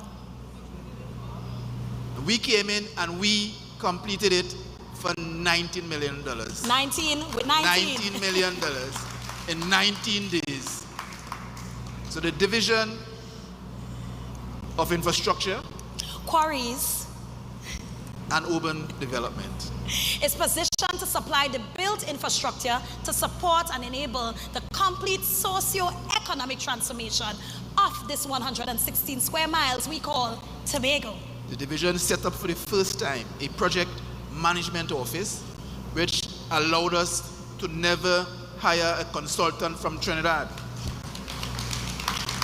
The unit was responsible for planning and execution of all the works carried out, whether in-house or contracted out through the division. You also conceptualized and launched the Scarborough Urban Redevelopment Program and moved from idea to proposal to consultation to feasibility study to request for proposals. Negotiations with central government are ongoing for sovereign guarantee, and that's a big one, Secretary James. We need to pause there. Campaigned on it. We need to pause there, because when we say that we have been achieving in a climate of resistance and hatred and victimization, this project is an example of that. Agreed. While we are pursuing this project, the government of Trinidad and Tobago put out a tender to extend the jetty in town. We need to understand how we have been blocked in. The Chief Secretary sent, how much packages? 4 envelopes to everybody? Yes. Not a response. No response. From the PNN. And it brings my mind back to a document I read in a book that Dr. Eric Williams wrote, where we in Tobago, since in 1887, have had to rely on a boat service between the islands. This project moves Tobago into the future. It allows for employment, for contracts to be awarded, for new types of workforce, stevedores and so on to be employed, and it allows for us to move into this new cruise tourism that's taken over the region. Secretary James, you also, through your leadership, were able to develop and deliver this Torbay Connector Road with over 2.7 kilometers of road with 2 roundabouts, comprehensive drainage, improving airport access, and, of course, giving us a new corridor, tourism corridor to Crown Point. And we've built the road to the airport, and the airport still can't open. You also delivered the Smithfield Connector Road, which I'm certain most of us utilize to get to this venue today. To Milford, Lay-by, King Peter's Bay Road, removing how many steps? 182, Secretary Pollard. Kruger Patch Bridge, and of course, road paving all over, and we didn't have to do it when the election bell rang. Matter of fact, we stopped when the election bell rang. We've had coastal protection works on the books. We've carried out 2 coastal protection works, one at Roxborough. Was that Princess Bay, I believe? Yes. And I know my good friend in Kendall is still probably speaking ill of me, but we are coming under the URP. We have transformed the URP completely, unrecognizable URP now. Useful, relevant, and productive. Useful, relevant, and productive. The URP now is producing huts at Crown Point, Caskets. taking over the agricultural sector from Roxborough, and we are happy that we have moved agriculture into the schools, assisting the Division of Food Production as we try to go forward. And you assisted the Division of Education through your creation and completion of furniture for us, and so we are grateful for that. Now the Division of Infrastructure maybe had the longest list, and we had to truncate it significantly. That's why it came last, but no doubt we have demonstrated through the division that in-house, after we came into office with no money and had to rely on works to be done by the development team in the department. In the department, the development team removed a mountain in Castara and we built a road. Yes.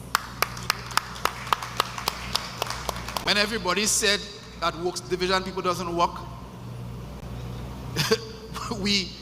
the division through the development program, repaved for Mr. Kelvin and for the people of Montpelier. And I want to tell the people of Darrell Spring, Wim, come home. We are here for you. Conducted several we fixed this program initiatives across the island, and you still have a wall outstanding for me in Golden Lane, and I hope you sue those contractors. But how you go cost them if the wall was done? You had to give something to cost, right? But the division continues to move forward, and Tobago continues to move forward. Yes. And let me say that it was an honor and a pleasure. Yes, a long, long honor and a long pleasure. To be able to present only a minuscule Probably portion only 10%. of the achievements of the TPP in office, and you can get the rest when the full document comes out.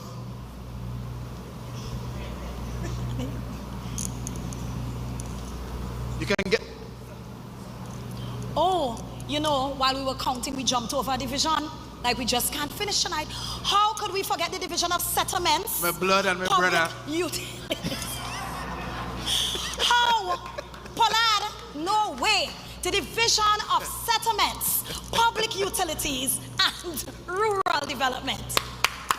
Last but certainly not least,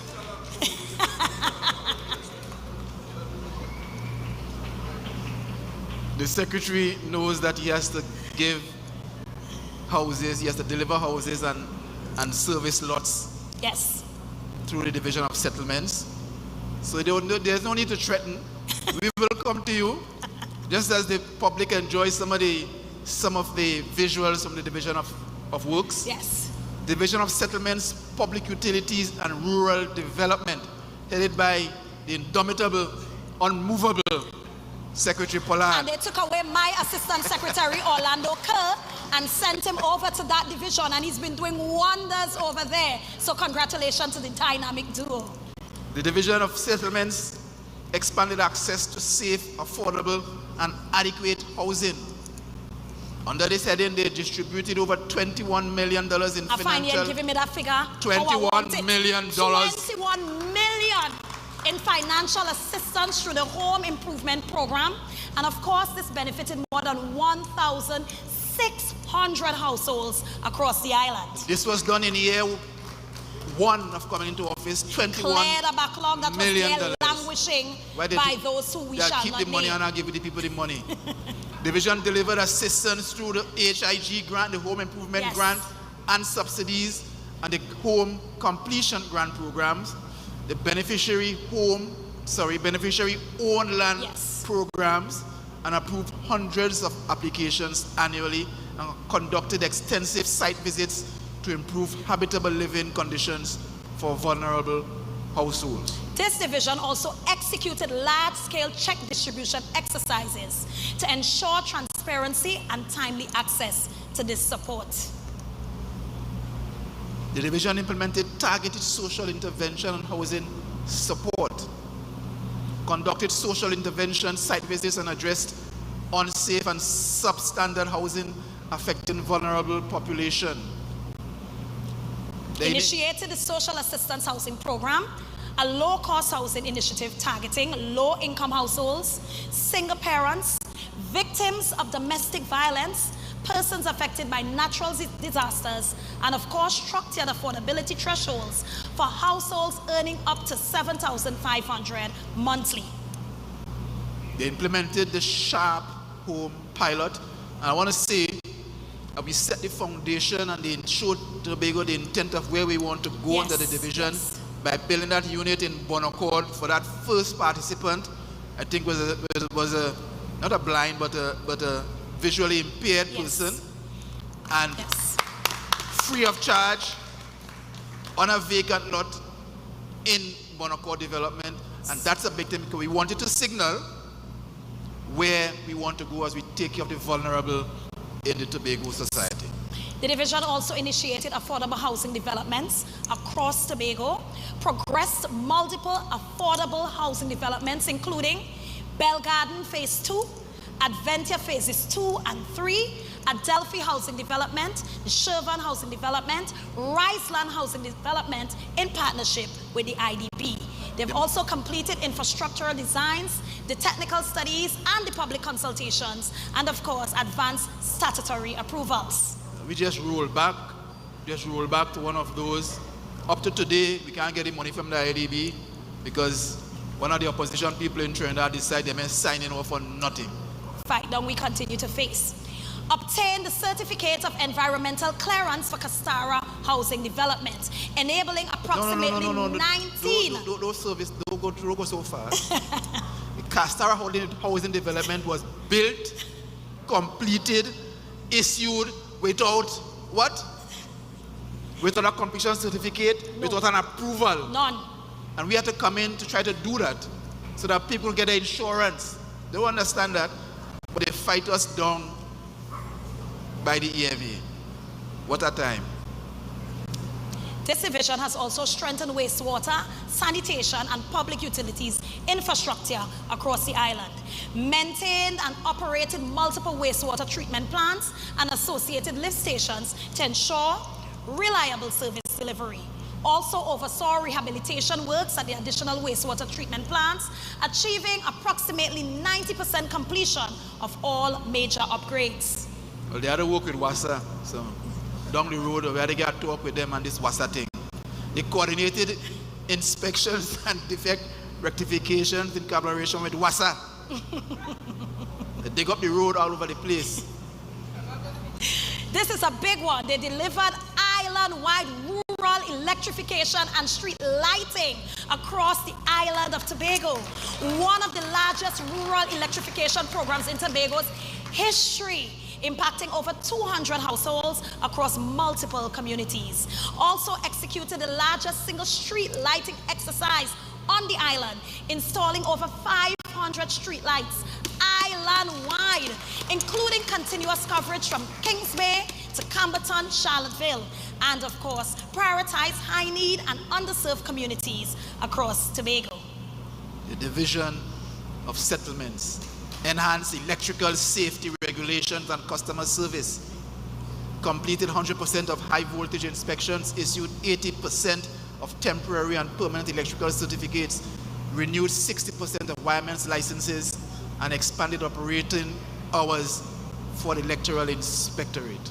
And as we're winding down, they also improved disaster, and I don't want to say they, we, as a TPP administration, through roof repairs and retrofitting, implemented the roof repair and retrofitting program in partnership with Habitat for Humanity, Trinidad and Tobago, completed over 21 major roof repairs and 32 minor repairs with additional homes approved, retrofitted homes to solar panels and rainwater harvesting systems, achieving 80% completion, and prioritized households at highest risk due to structural vulnerability.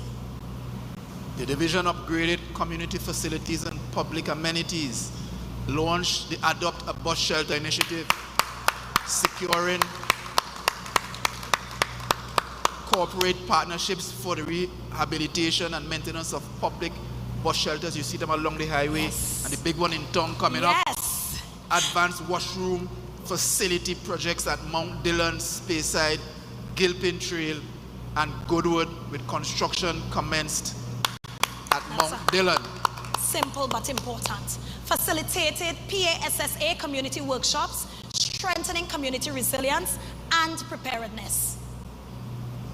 The Division of Settlements strengthened institutional capacity and staff engagement by reinstated and internal social committee, achieving a 90% staff engagement rate and strengthening workplace morale.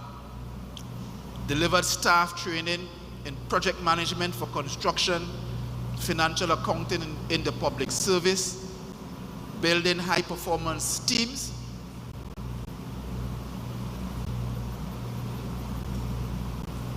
and ensuring that coming soon, major housing developments will be built. With no resistance. Remember, with Division of Settlements is doing this on a minuscule budget, I think of $4 million per annum. And so this brings us to the end of our Sankofa attempt to look back while we go forward. Yes. And it's been a privilege to be here. Look forward to the, probably how many pages? We'll get to 100. Of achievements by this TPP-led administration. We thank you. We can compare with 21 years. So I'll take the blueprint because I know the chief coming to do the real thing. Thank you very much to our Deputy Political Leader, Trevor James, and he's also the candidate for Scarborough Mount Grace, and Zorisha Hackett, the candidate for Bethesda Coteaux, for presenting to us this administration's key deliverables in the areas of finance, health, tourism, community development, youth development and sport, food security, infrastructure, settlements, education, and under the office of the Chief Secretary. Please give them another round of applause for trying their best to truncate our deliverables for the last 4 years. And we are at the juncture of this program, and this is the central feature of this evening, the presentation of the vision that charts Tobago's next phase of development. Allow me and also help me to welcome the Honorable Honorable Political Leader and Chief Secretary Farley Augustine, and the candidate for Parlatuvier, Lansomi, Speyside, as he delivers the blueprint for Tobago. Good evening, everybody. Thank you very much. Please have your seat. Allow me to perhaps go back into teacher mode. I do this probably once a year when I take the opportunity to go to sixth formers up at the school I taught before becoming chief sec, just to do some pre-exam class. So I'm always excited when I get the opportunity to get into teacher mode. How are you feeling this evening? Right. Having heard just a snapshot of what was delivered, I'm sure that you certainly do not have any buyer's remorse, having changed the course in December 2021. And I want to start by thanking the people of Tobago for making the wise decision in December 2021 to put into office a group of young people. Yes, we are all relatively young, and people who are excited and passionate about Tobago's development. So we are going to get into the blueprint, and before I get into the blueprint, there is something I learned from an old Tobago fisherman a while back, and he said to me, he said, when the compass break, even calm sea could kill you. In other words, when that direction is lacking, even good people could go adrift. And so it is not by accident that our symbol is an anchor. Because after 2 decades of just drifting, not because people are inherently wicked, but because direction was lacking, the compass was broken, we have as our symbol a stockless anchor.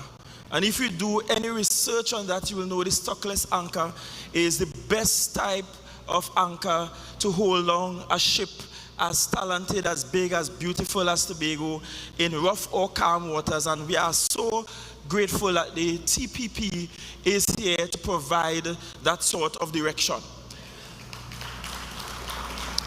Allow me to just grab my iPad.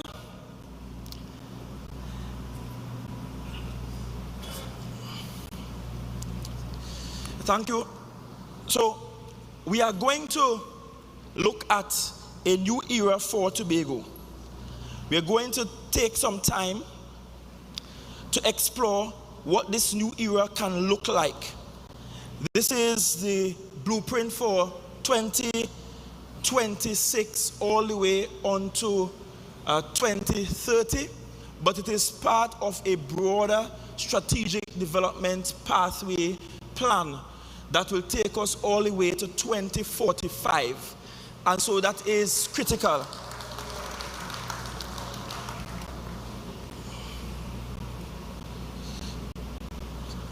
So the clicker isn't working, so you will have to work with me, and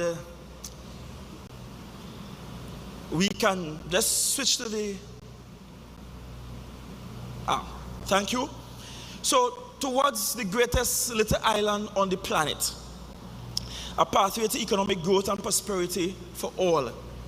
In the blueprint, which we will publish officially on Monday, the 5th of January, we looked at 5 strategic areas generally that we ought to cover to ensure that Tobago's development trajectory is heading in the right direction.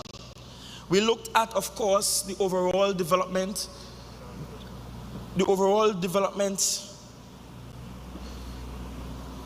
philosophy. We looked also at the social contract. We looked at the strategic policy agenda. We looked at the grand vision and priorities, and of course the implementation logic. This evening, I am not going to try to look at all of that at one time, because you will probably be bored.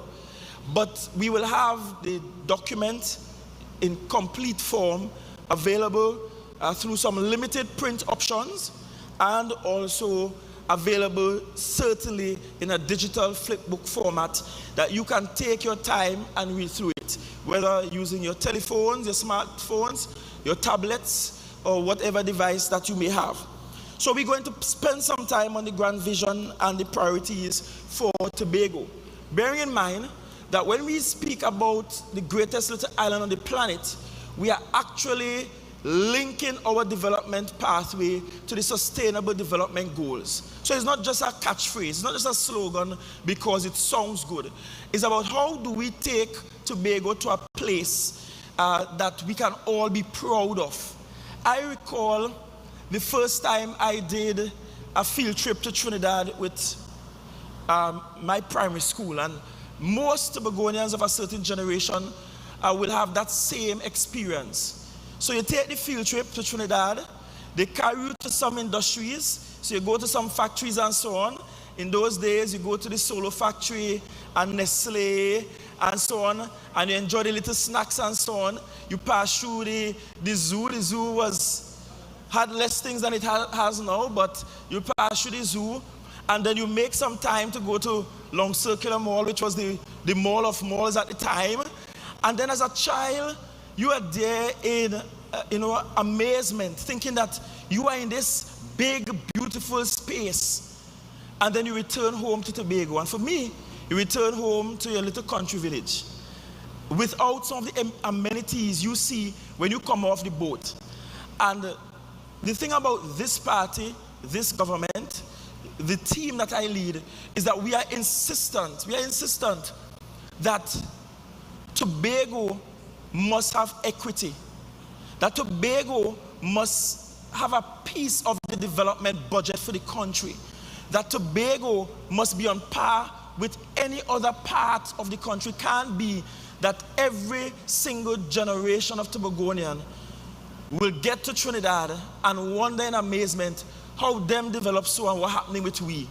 And I'm saying we are as good as any, we are better than many, we are talented, we have sufficiency in strength, we are as wise as any, and we can certainly advance a development pathway that is in alignment with the United Nations Sustainable Development Goals. And so across these 5 pillars that I've just presented, the development philosophy, the social contract, the strategic policy agenda, the grand vision and priorities, and the implementation logic, we have an opportunity to build out a Tobago that will in fact become the greatest little island on the planet. And so we will go through a few of the policy areas in the actual, I mean, if it's not working, that's fine. Sometimes the technology fails. You will just follow with me in the actual blueprint. So the first policy focus I want us to look at is constitutional autonomy. Let me be clear, Tobago. All of this fancy talk, all of what we want to achieve becomes inordinately difficult if it is we do not have constitutional autonomy. And let me make it simple for you. We are comparing ourselves with territories that can get up any morning, any day, and make a decision for themselves and don't require approval or sign off from anybody anywhere else. We have to compete with a Barbados, where if Mia decides in the morning, Barbados will become a home port, do home porting for cruise ships. She does not need to consult any agency from any other jurisdiction. She doesn't need to get sign off from a port authority that is managed by a ministry somewhere else. Her cabinet or executive just sets the policy and it happens. We compete against Grenada. We compete against St. Vincent. St. Vincent just welcomed a Delta flight. For every negotiation we do with airlines, we must now go on the back end and hope that a civil aviation authority, for which we only have one board member, will agree and approve that we could land that flight here before the flight could even land here. And I'm saying to us, all of what we hope to achieve as an island must be anchored in the fact that we require constitutional autonomy. And so we are proposing a two-pronged approach. One, we are proposing that we get the Self-Government Act, which is constitutional amendment, passed and proclaimed by the end of calendar 2026. What that means that by the end of next year, no, we must clap for that because that's very good. I want you to clap because you have to go and do the work. By the end of this year, the year start. Happy New Year, everybody. By the end of this year, 2026, we should have the constitutional change that says, look, you now have legislative authority. Now, the second part of the approach is that while we have the constitutional change, that constitutional change, we are saying as a party, must now lead to us returning to Tobago and Tobagonians and sitting down and building out with Tobagonians, with you Tobagonians, what the functionality of the assembly should look like. That should not be done from Port of Spain. And let me explain. If Port of Spain changes the constitution and gives us authority, and then Port of Spain sits and decides how the assembly functions, what the structure should look like, anytime we have a challenge, we have to go back to Port of Spain to fix it. You see what happened when we had the 6-6? All the way in the 6-6, we get locked out, them spending big money, hundreds of millions, and we were powerless in Tobago to decide for ourselves how we will resolve the matter. If we go back with an approach where we allow the central government to pass the two sets of legislation, both the constitutional amendment, which will now give us the right to make laws and legislative powers, and to authorize the executive of the THA to take certain steps for the socio-economic development of Tobago, and to also determine in laws and codify that in the parliament at the Red House, then anytime we need to grow and develop, we have to go back to central government to beg somebody there to fix it. So what we are proposing is, give us just the constitutional change by the end of this year, 2026, and then allow us on the back end to engage Tobagonians in how the assembly should actually work. And we set a timeline by the end of the following year, 2027, to get that done. So we're not going to rush it. We're not going to get the constitutional autonomy and immediately try to get everything fixed, because we need to take time and deliberate on those issues. And you would have heard me on the platform introduce the concept of a referendum, for example, because people have different thoughts. Should we have a unicameral or a single house? Should we have a bicameral parliament with two houses? Should we have a separate executive from the legislature? Those are questions that you Tobagonians should answer for us, and that we as an island decide for ourselves. We should imprint into the structure and the functionalities of the assembly, not from those in Trinidad, because it is beyond getting constitutional autonomy. It is also getting the right to self-determination, which is the right to determine for ourselves how we should be governed and what that structure should look like. So it's that two-pronged approach that we are going to use. We are also proposing that there are four broad areas that we must consider. The legislative autonomy, of course. We must consider fiscal autonomy, and I spoke about that in Lambo, about how do we generate and manage our own revenue. We must look at revenue sharing, and we talk about a fair share of the national income, and we are proposing immediately that we go and look at the Nova Scotia Accord and how that works out there in Canada. In Nova Scotia, for example, they consider all the resources that Nova Scotia has, regardless of whether those resources are from the land or from the sea, and they have determined a formula by which Nova Scotians can exercise the right to control a portion of those resources, a portion of the profits, the proceeds from those resources. And I'm saying, as a responsible island government, we are not going to advocate for anything less. We can't be here in Tobago and they box us in by just 6 miles. Or they tell us anything outside of 6 miles, you don't get to decide how it is used and where the profit goes. We must determine a formula, a fair share formula, through which Tobago and Tobagonians benefit, regardless. Online, send questions to be answered in the House, help to influence what the motions and bills are in the House, just from using online platforms, because we are introducing e-governance models into the Tobago House of Assembly.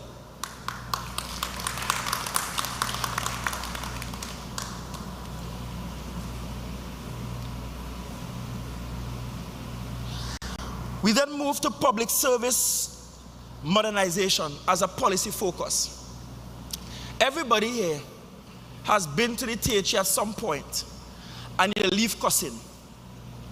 And even if you're working in the THA, I'm sure you have been to the THA to get some service from your division or your department, and you go home cussing because you don't understand why it's taking you so long, why you can't get done what you need to get done.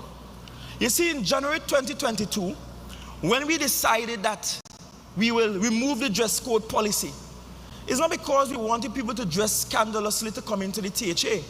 It's because we wanted to start Tobago on a pathway to increase efficiency and increase ease of doing business. We want our public officers to be so trained that regardless of how you dress, how you look, whether you just come off the cruise ship in a flip-flop, or whether you came down from country in a garden boots, somebody will come outside and sit down with you and get the work done. So, public service modernization is critical. And so we have some targets that we have in the blueprint. Target number 1 is that we want to achieve 70% efficiency by 2035.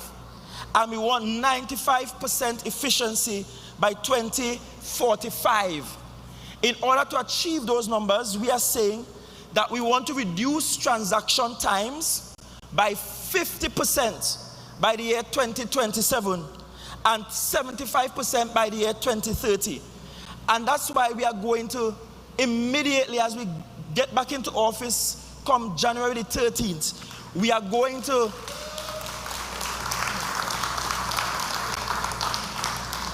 to launch the Reset Tobago program and campaign, because that speaks to productivity.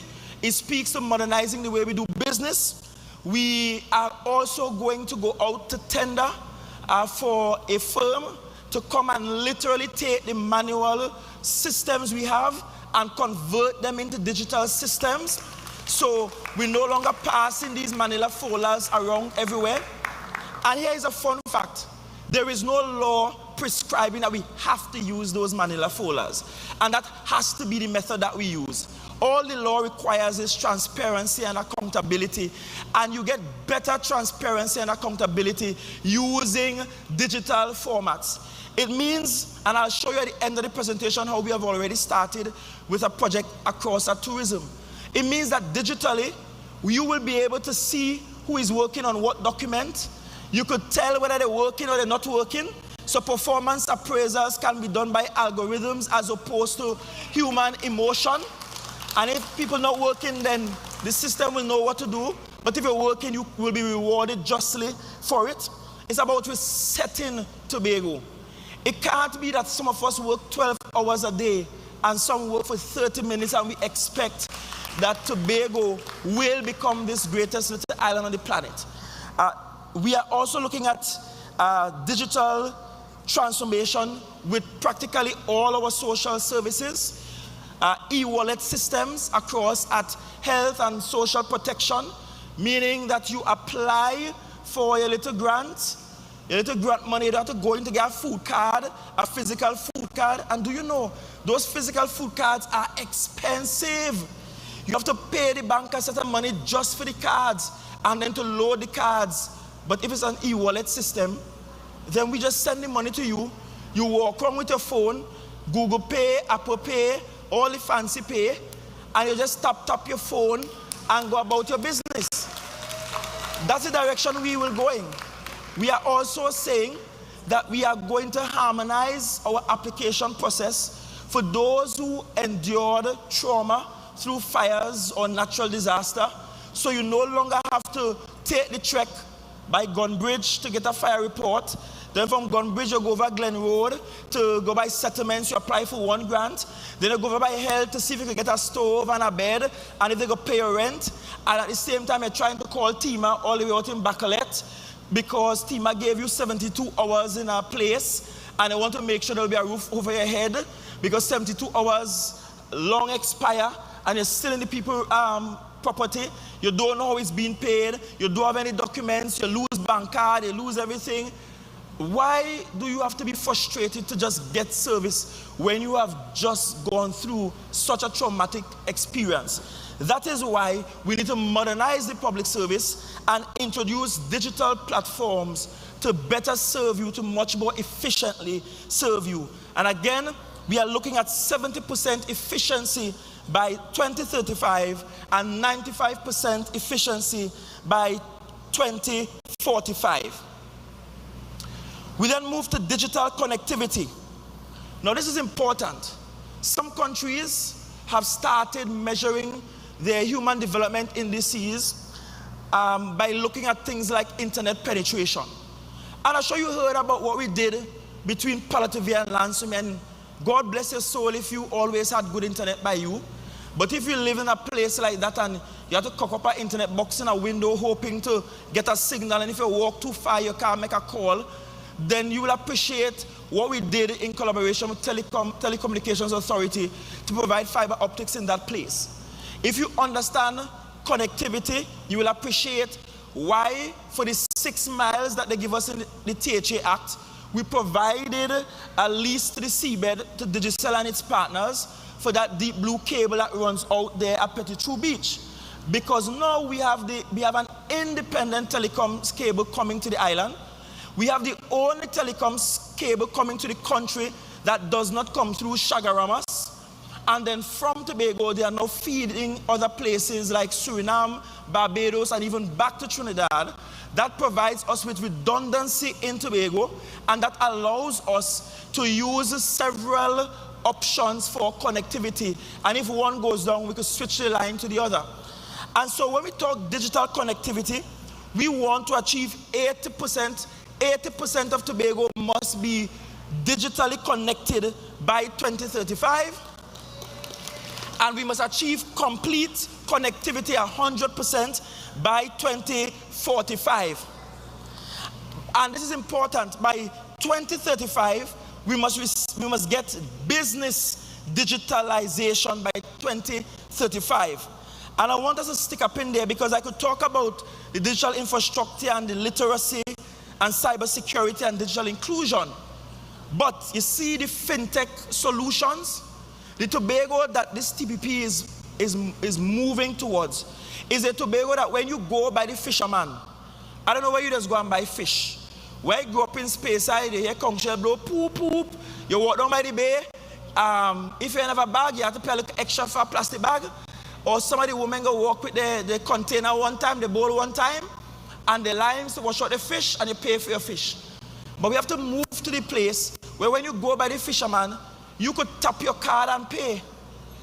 By every single barber, by the man who's selling a little juice on the side of the road. Because this digital connectivity is also linked to creating intergenerational wealth. Because when all you do is cash transactions, you are not creating a digital economic footprint for yourself.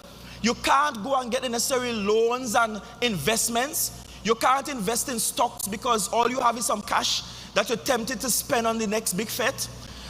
And so you're not diversifying your portfolio beyond just selling some fish. And what we want is that whether you're a fisherman, a hairdresser, a housewife that occasionally sells the excess from her garden, you should use these fintech solutions that we are going to provide you with to be able to get a digital record, be able to get into the banking system formally, and be able to now use what you receive as payments to diversify your portfolio, to create other investment pathways for yourself and your family, so that long after you are gone, you create intergenerational wealth. If all you do is cash transaction as a business, then you are stymieing your own ability to expand your business operations. And I'm saying that the TPP wants to ensure you get that kind of digital connectivity. And that's why in our blueprint, we are talking about business digitalization and ensuring we achieve 90% of that by 2035. Of course, in terms of digital inclusion, we have started already through the provision of devices to our school students, the training that TITL is doing in communities with the elderly, and those that are most likely to be within the digital gap. We also have to talk about cybersecurity, and we are preparing to also go to tender to secure all of the THA platforms. As it is now, we just operate. We have websites, we have email addresses, but if we don't invest in cybersecurity, we could wake up one day and somebody stole all our passwords, hack all our computers, and we run into problems. Digitally, in the next term, we are going to move progressively away from the use of checks and only issue checks up to the value of $5,000. Anything above $5,000, we will do ACH transactions. That will minimize the instances which we have had where the banks had to call and say, we've seen a check here, did you issue this check? And when we check, the check is a fraudulent check. The THA has had repeated examples of people trying to fraudulently encash checks that we did not issue. And so even in terms of protection of our payment systems in the THA, the TPP through the blueprint is saying we have to move away from the traditional check distribution, which means that the days when two people have to be physically in work to sign your check, those gone. It's electronically, they're moving with the thing. So you get your payment. And so no public officer could tell you your check ain't ready. And because me ain't like you, I'll just slide the check to a side and let it wait long. And hope you get stale dated and to start the process over again. Because we could now have accountability, we can trace the digital footprint and ensure that payments are much more efficient. So digital connectivity it is. We then move to economic growth. And this is a major factor. It's about pathways to prosperity. It's about sustainable pathways designed around Tobago's values, our market needs, and 8 key capital investment categories. The TPP will ensure that by 2035, Tobago achieves a GDP per capita of $10,000 US. And by 2045, we must achieve a GDP per capita of $20,000 US. And we are going to achieve this through public-private partnerships. This is an example of public-private partnership right here in this room. The THA gave the land, contractors came in and gave material for free, and they provided the labor and the direction. And now a pan side that was drifting, knocking from pillar to post, have their own keys, right? And a fancy place. Public-private partnership. Public-private partnerships also say that the THA is not trying to do everything. The THA is empowering the private sector to do some things and to build equity. That's why, as it stands right now, we have tenders out that are being evaluated, where we put up for tender some THA properties, like the lovely Flagstaff where I got married, or the Lambo Lookout above Speyside or Mount Dillon Hill, or the same Petitrew Beach area where we have said to the private sector, come with your best proposal and we are going to give you access to the land, and you build and create entrepreneurship. That is public-private partnership. That's how you create economic growth. I want to pick out the Tobago Development Fund, because although my good friend Pretty Penny didn't sign off on us getting the grant funding from the IDB, the Tobago House of Assembly already went on to put $10 million into the Tobago Development Fund as we speak. The Tobago Development Fund is really a Tobago Development Bank. And what TPP is saying is that we know as Tobago businesses, when you go to the bank to get a loan, you get a hard time. The rules at the bank weren't created for you. They were created with the economic space called Trinidad in mind, but not the nuanced space that is Tobago. And so they don't really care what you're coming with from Tobago as far as they are concerned. These are our rules, and it applies nationally, end of story. No variation for Little Tobago. And so sometimes you struggle. I saw it in the days post-COVID. Our hoteliers who had to be closed for all of COVID, they weren't essential businesses. A few of them got a little work from health because they had to keep COVID patients. But for in the main, they were closed. They turned off the breaker.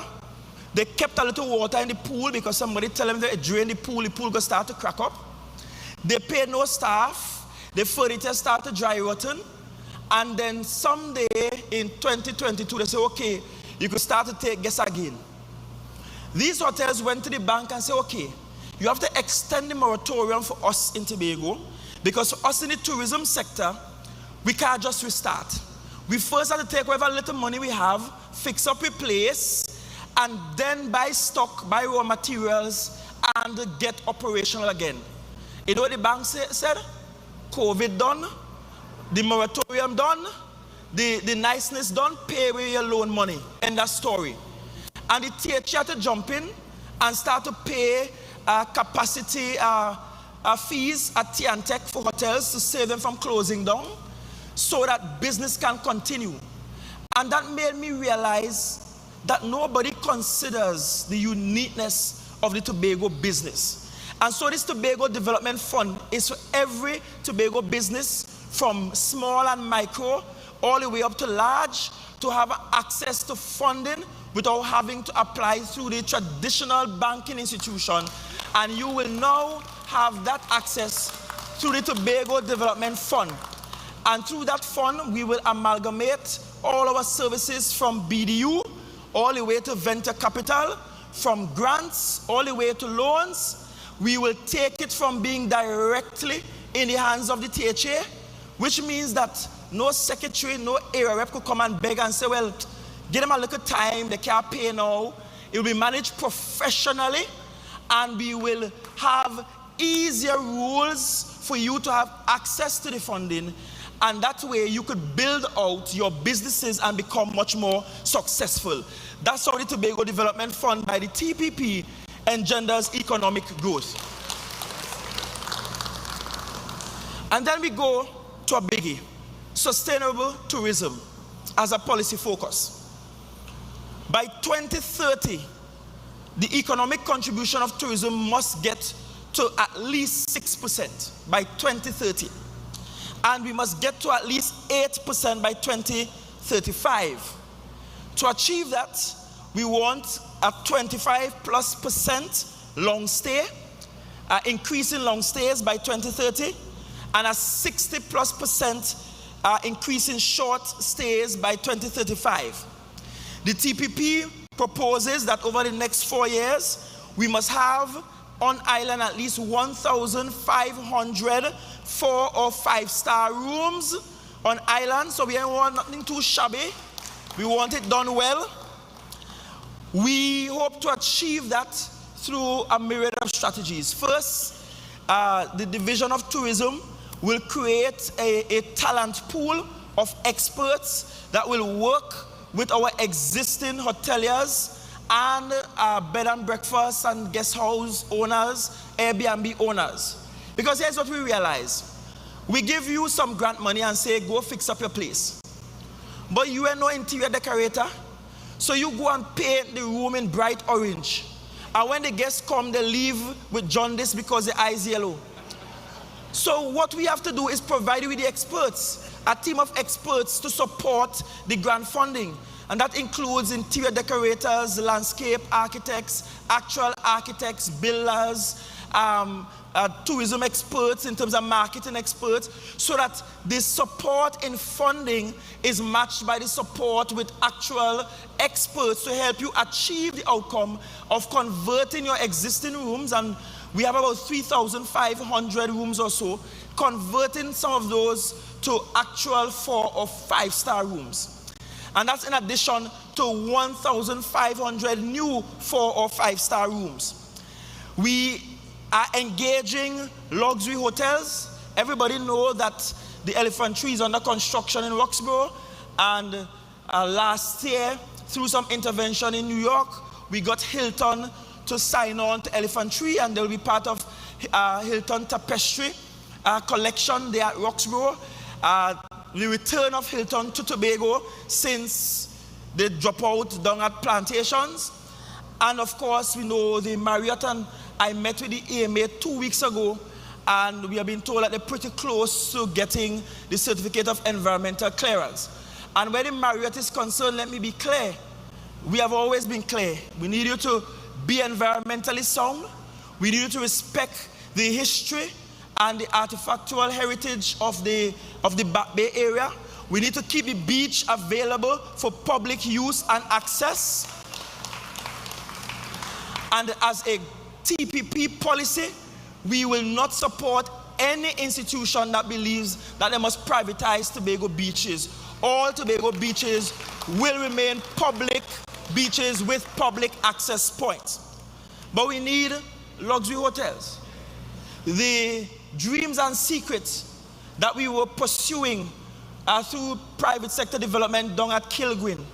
You know what happened? By the time they got the approvals, Hackett said to them, well, that's the AM Hotel Group that Hackett is a part of, said to them, you take too long, we're not putting the investments in other places. And that is why for sustainable tourism development, all of the approval and planning agencies within this calendar year 2026 must reside in Tobago. And I want you to know that we are the only party that have been advocating to ensure town country planning becomes resident in Tobago again. And we are prepared that if by the second quarter of this calendar year 2026, they are not ready to move it in Trinidad, we are just going to open our own town country planning office, do our own planning approvals, and let them challenge us in court, because I know we'll win that case in court. We also have to explore community tourism, because I don't want us to get like some other islands where everything is just big, all-inclusives everywhere, and the community establishments are left out. We're always talking about the Scarborough model. The reality is that we have greater economic growth, greater wealth distribution, the smaller the enterprise is. You could actually have 3 rooms by you, 2 rooms by you, and they be the most luxurious rooms in the most beautiful piece of this 116 square mile paradise. It's not about size. It's also about securing our community enterprises and ensuring that other communities, just like Castara, can thrive by having well-placed eco-resorts and giving the support for that. Under ecotourism, we are going to develop all our hiking trails, our biking trails, ensure that they are properly labeled, ensure that before you go on the trails, you know the degree of difficulty, whether it is intermediate or extremely difficult, that we have trained citizens, residents of Tobago, who can take you on these tours and support the efforts. We will continue to maximize our operations in sport tourism. Yes, you saw us branch out brand new with Dodds diving in Charlottesville, and I don't think anybody expected it to be so grand and so huge, to the extent that ESPN has decided that this year they are going to carry Dodds diving live from Tobago. We supported Dream 11, and when you go online in Dream 11, you should see how those Indian fans by the tens of thousands tuning in and learning about a place called Tobago and what that means potentially for our tourism product. We will be having mountain biking in this year, in the summer of this year as well in Tobago. And so we'll be supporting sport tourism to the extent that we are looking to make sure that Tobago is a place where the greatest, the most famous athletes in the world come to hang out, to train, and to play sport. And that becomes part of our tourism product. It's also why we went ahead to build the Beat Sport Arena out there in Corland to facilitate sport tourism. Let us move to food security and sovereignty. What are our goals? Our goals, the first one is that food security must contribute at least 8% of our GDP, 8%, must come from agriculture by 2035. We want to have 40% increase in the growth of indigenous crops, which will allow for self-sufficiency. And we want to have a 60% increase in fish harvest. And that's why we propose as a TPP to provide, we have two major fishing associations. You know, me and them have a love-hate relationship, but we love each other more than we hate each other. And we're going to provide them with access to motherboats and training for motherboats, funding for motherboats, because we can't be going out there with pirogue and Tom, Dick, Harry, Jane from Venezuela, Barbados, Grenada, and everywhere else, just sailing through our waters with motherboats and harvesting most of our fish products. And we going out there, throwing a small line, coming in every day and struggling.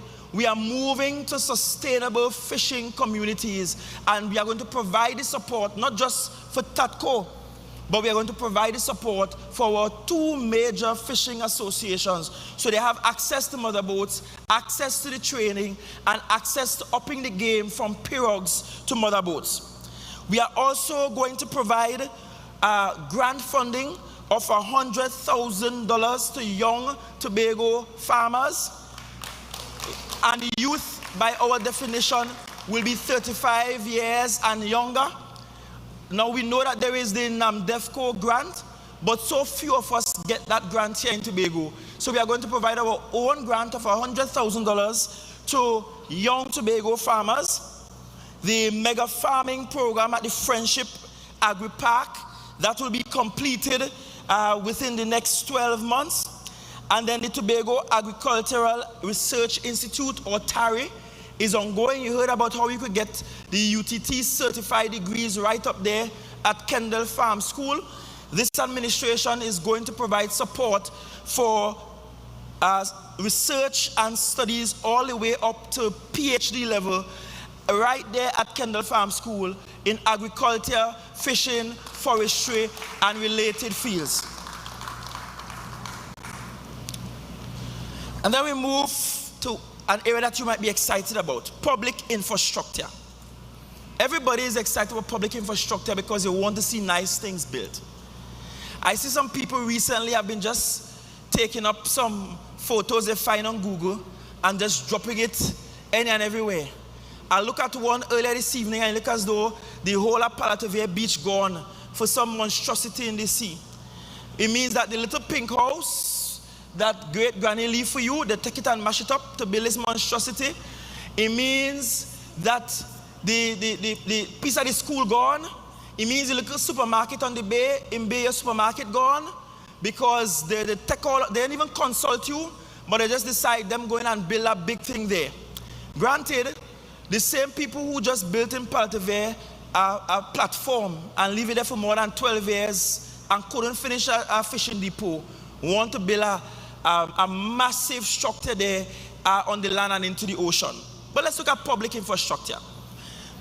Annually, and I know Secretary James will want us to go up to $1 billion, but this is a conservative figure, a much more likely figure. Annually across the THA, the TPP will spend $600 million as our investment into public infrastructure every year. This is not wages for development workers. This is in public infrastructure, at least $600 million every year being pumped into public infrastructure. That means improved road network. And yes, for those of you who live on the tongue side, low side as we say, or like a fancy new road through Friendship, over the next 4 years, we will get Bad Rock done. We will get Turpin Bend done. Proper design for Turpin Bend. We will get the Lansome-Shallerville Link Road, which they built, which we are now being sued for $80 million because the contractor claimed he was never paid. And everybody who drive on the road know the road ain't good. It probably ain't built good in the first place. We will fix it over the next 4 years.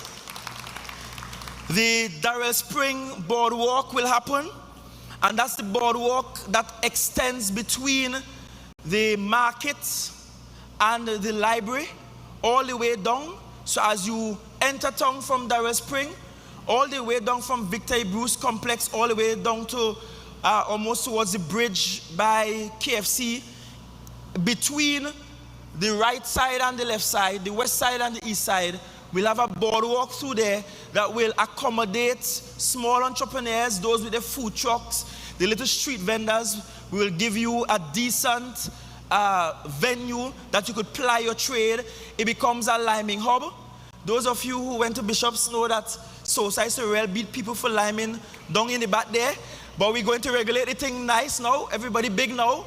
And so I can't get licks for liming outside of the bus terminus again, or liming by outside the library again. So it's an area that we want to create commercial activity.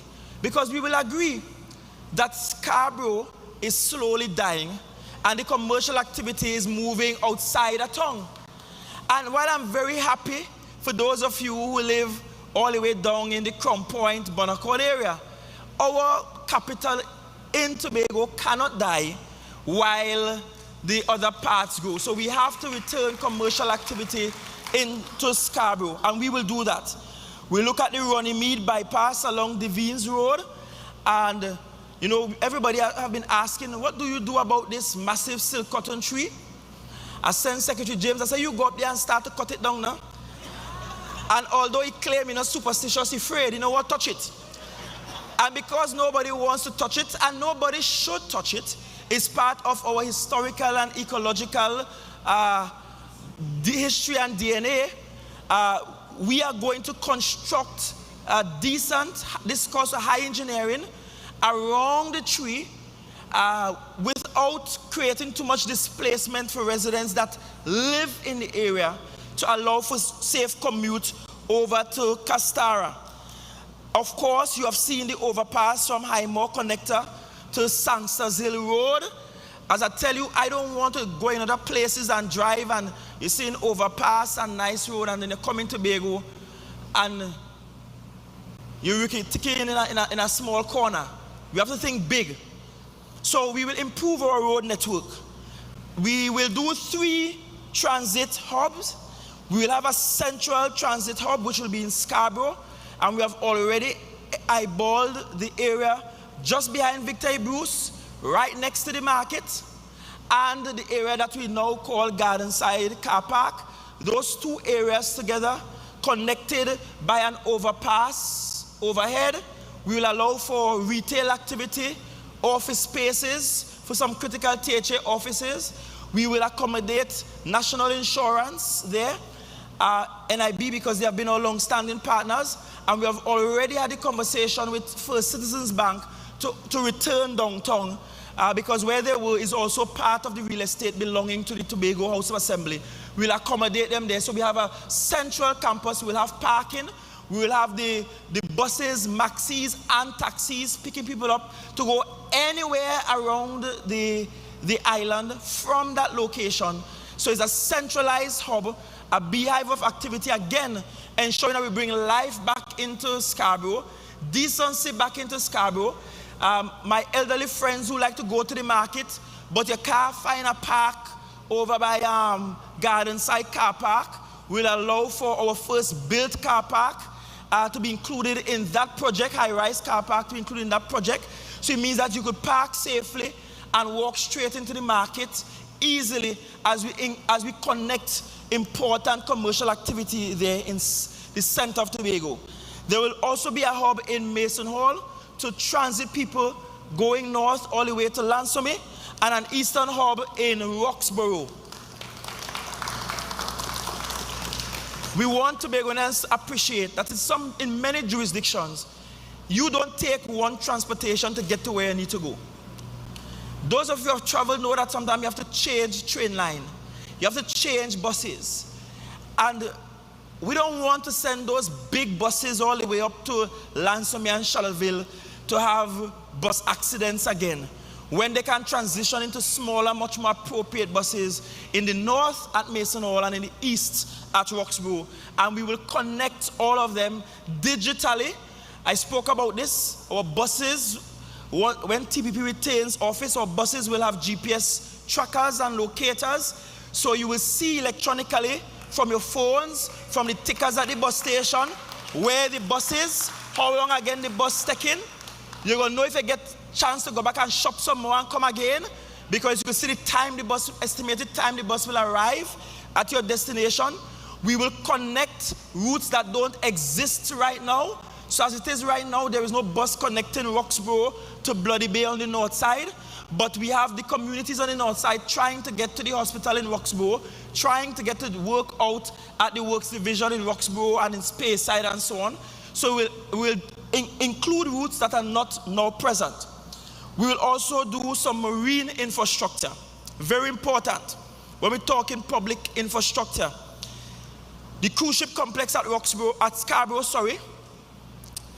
the Roxborough one was somebody else's idea, but let's stick to Scarborough.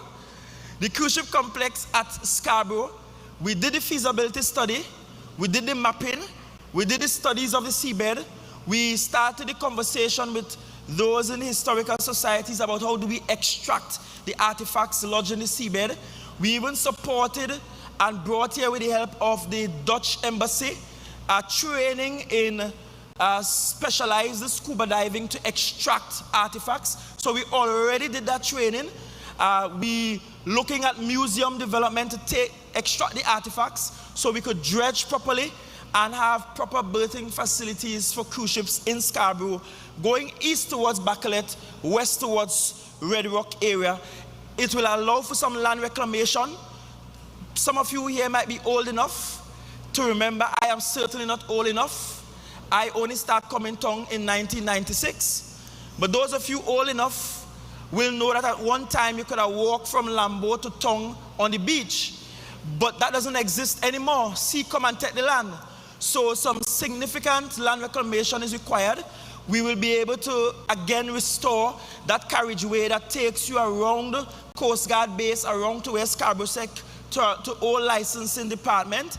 We'll be able to secure and preserve the lands now going away in the sea, secure the Shore Park playing field area, the Shore Park Cultural Complex, the lands belonging to Scarborough Sec. We'll be able to secure those as we do the marine development and infrastructure in Scarborough. Cruise ship terminal at Charlottesville, and we're using this term loosely. We're talking about proper provision for customs, immigration, public health, down at the bay in Charlottesville. Right now as it is, you could dock your yacht in Charlottesville, and if you ain't feel to walk and check nobody, you ain't walk and check nobody.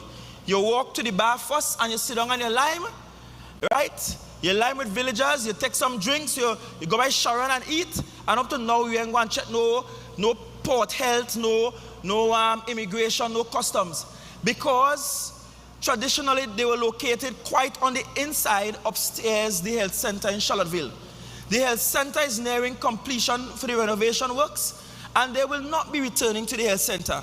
The health center is for health services only, and we are now prepared over this calendar year before the next cruise ship season that will start in October of this year to provide accommodation for customs, immigration, and port health closer to the bayfront down at Charlottesville. We will make provisions for cruise ships at Plymouth, and I mentioned it in the meeting in Plymouth that we already secured the lands surrounding the jetty in Plymouth. They were initially given in a lease to a gentleman who, when I just came into office, will visit me every month or so. But we have not renewed the lease to Mr. Gillette. And now the lands have been returned to the state, to the Tobago House of Assembly, and the people of Plymouth can have development for their jetty.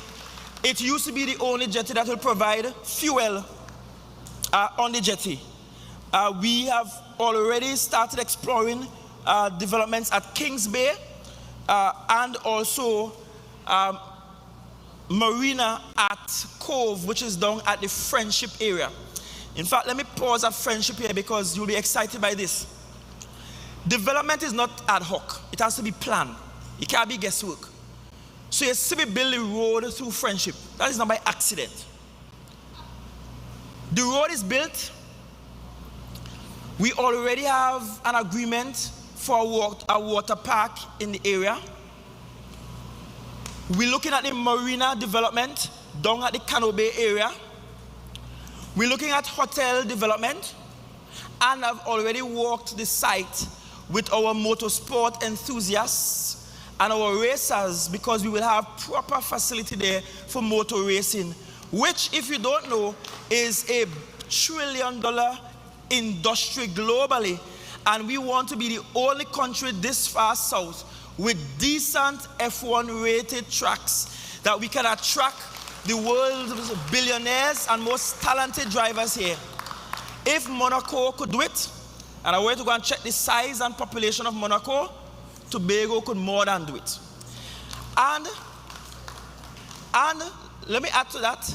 So the new airport, which is supposed to come on stream second quarter of this year, and we're holding the ministry to that, where the old airport is concerned, we are proposing to make provisions for two things. One, to make provisions for cargo flying into Tobago, so we can get our goods directly here by air freight. And we are also going to make provisions for private jets to land at the old airport, and we will connect the old airport and the new airport with an ambitious air train system connecting both facilities to allow for effortless movement between the both facilities. And guess what? We already had those discussions with NITCO, who is charged with the build operation down there at Southwest Tobago. And finally, we must consider urban and suburban village growth. We can't just put all our development in urban centers. We have to look at the suburban areas, and we have to look at the villages. So yes, we talk about the greenfield space in Friendship Estate for sport tourism. We have to rethink and look at our commercial centers, Scarborough as one, Roxborough as one, Canaan Bonaccord as one, suburban centers like Charlottesville, Speyside, Plymouth, Mason Hall, the multi-level parkade, we spoke about that, as we ensure that we spread the development across the island, and that people are not forced to only come into town or go to Crown Point if you want something. You can get it in outlying regions. We move to education and innovation as the next policy focus area. By 2030, we want a minimum of 50% of all our secondary school students leaving with a full certificate. Minimum by 2030.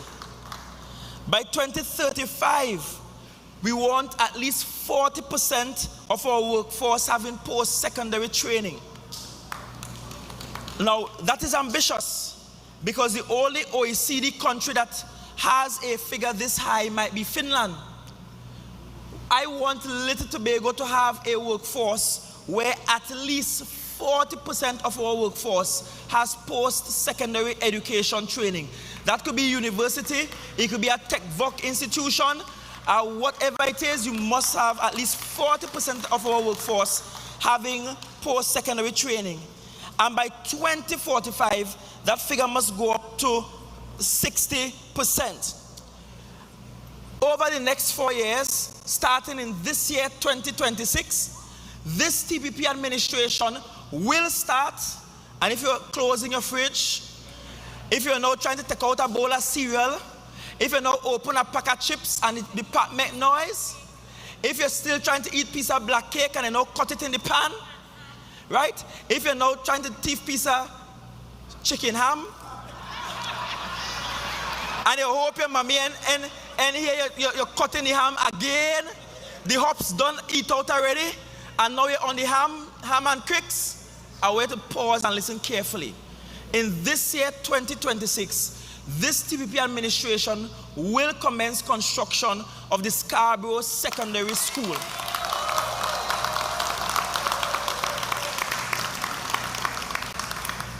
Tobago generally has very good school plans, physical plans, by comparison with other jurisdictions in the Caribbean.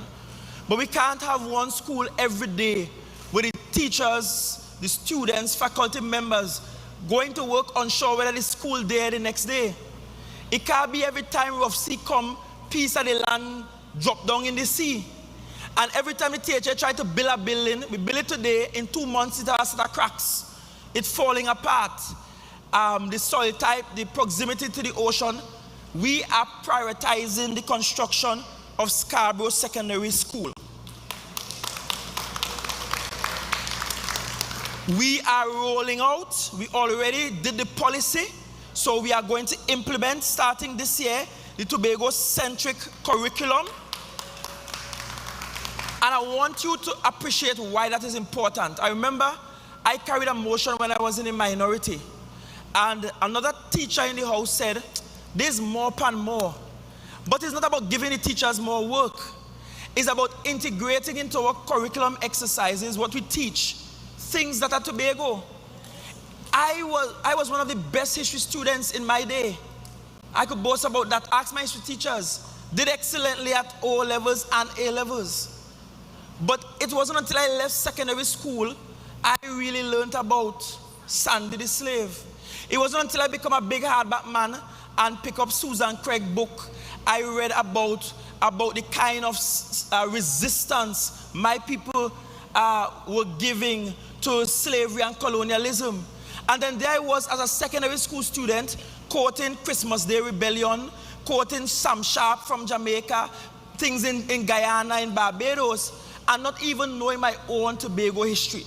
So when we say we are going to implement the Tobago-centric curriculum, is to ensure that for every example we need to use, every data set we need to use, we are going to use Tobago-specific, Tobago-relevant data sets, so that our children, when they're writing their CXCs, O's and A's, can know and use the Tobago examples.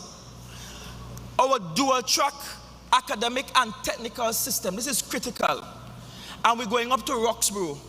Right now at Roxborough, we have Roxborough Secondary School, and all the women in my family went to Roxborough Secondary School, so I love you, Roxborough Sec. I wish you didn't change the Bronx because the Bronx was so unique. And then just next to Roxborough, separated by a fence line, is the trade school. Now we are going to keep Roxborough Secondary School as a secondary school. So the teachers you are retained, students still being sent there from SCA, but we are going to add another layer in that space. We are going to allow for that space to provide technical vocation education all the way up to the university level. We are going to integrate both campuses, the trade school and the Roxborough Secondary School. They will share equipment, they will share teachers and tutors, and whether you are going into the trade school as a post-secondary student, or you are in the Roxborough Secondary School system itself, you have the opportunity to learn trade all the way up to university level. The school cannot be closed at 3 o'clock. It can't be all the lights on right now and nobody in there and the equipment just there not being used. It's an opportunity to have school starting at 8 and to have school starting at 4 p.m. and to ensure that we put emphasis on technical vocation in Tobago. The days when people who do technical vocation are seen as the not so bright people, those days are gone. Technical people, people with skills, are extremely brilliant people. Every carpenter I know could do mental maths better than me, right? Because many of them had to use different systems and measurement and learn how to do the conversion. And so it's not about being bright or dunce. It's about saying if your talent lies in vocational training and education, we are going to give you equal emphasis and attention as traditional academics. We currently have 2 early childhood centers in the pipeline. One contract already awarded for Corlan, another to be placed somewhere in the Friendship area, because we have those catchment areas lacking in terms of space for early childhood care and education.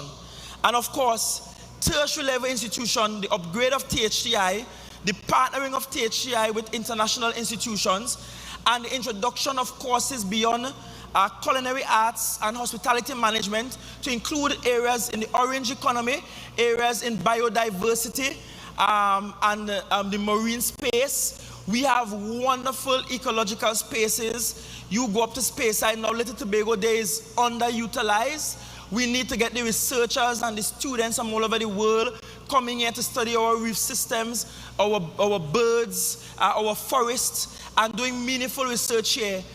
By building out the university in that way, we are not going to just attract students and superficially increase our population, but every time parents visit, friends visit, the spouse and children visit, we are actually increasing our tally where tourism is concerned. And so education tourism is one of the directions we need to go in. Moving along swiftly, wellness and healthcare delivery. Two major goals here. Healthy life expectancy. That is different from just life expectancy. Life expectancy, you can live to whatever age and be sick and in bed. We want, as an average, healthy male and female life expectancy from birth to be 70 years on average. And we need to achieve that by 2045. We want to reduce the wait time at the hospitals by 75%. I'm tired with the complaining, oh Lord, I'm waiting long. I just make the calls on my constituents' behalf. I just have to call poor Miss Moore or Dr. Faith and say, oh gosh, and sometimes I just have to make them more family than their family. I have to say, it's my fault. Cousin, I say, my little cousin, they're struggling, oh gosh, help them. I have to sound pitiful. Call somebody and see if they could get through quick now, please. We all have endured it. You sit there and you wait, and you wait, and you wait. The objective is to reduce the wait time by 75% by 2035. So we don't expect to do it overnight, but systematically we reduce the wait time for our patients. In health, we are also going to get new hyperbaric chamber attached to the Roxborough Hospital to support our diving industry, which is a niche industry in tourism. Digital health, where we look at patient records, telemedicine, and remote monitoring. I called Dr. Faith from Canada earlier this year because old age started to catch up with me and I gained some back pain. And I don't know if it's because the place cold. It's when the place cold, you just start to feel pain in all your joints and them. That's what my grandmother used to say. So I called a doctor down here. I said, listen, this is what I'm experiencing. What I need to buy. He told me over the phone what to buy. But you know, up there, pharmacy, strict. Medication you could buy over the counter here, you can't buy it there. And remember, nobody out there know me as no chief sec. So nobody didn't give me no blind. So there I went to the pharmacy trying to get it in. I said, sorry, you need a prescription. And then I was advised to just download this app. I downloaded the app called Maple Health or something of that sort. And I described what I was feeling. I told him in the app what my doctor in Tobago prescribed. I uploaded a picture of my passport. And within 10 minutes, a doctor came on and started chatting with me. Then within 15 minutes thereafter, I got a prescription. And when I clicked on the prescription, it asked me to pick a pharmacy I want to pick up the prescription at. And I looked on the little map in the same app for a pharmacy within walking distance from where I was. I selected it. I paid my little $70 US. And I walked across to the pharmacy. When I walked across to the pharmacy said, oh, we just received the request. Give us 5 minutes. And within 5 minutes, I was walking out with the medication. Now, if I was in Tobago, I would have to go to A&E, sit down in A&E, along with the people who are actually critical, take up space and time, because the doctor to see me, the doctor to see the pregnant woman with complications, the doctor to see granny who diabetes acting up now, see everybody.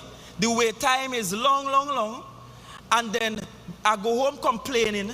I went to the doctor and all they give me is Panadol. When really and truly they can just prescribe the Panadol from an app. So when we talk about introducing medicine into Tobago and remote monitoring, that is to also help in reducing the wait time at our public facilities and to ensure you get the assistance in a timely manner. And to achieve the reduction in wait time, we have to do the workforce development and training, leadership, professional growth. And finally, under health, we have to take a look at prevention and wellness. And I want to talk to you, Tobago. Let me step down a little closer to you. I know we have a harvest culture, and Tobagonians are sweet hand. It's still debatable whether Tate or I who are the sweeter hand.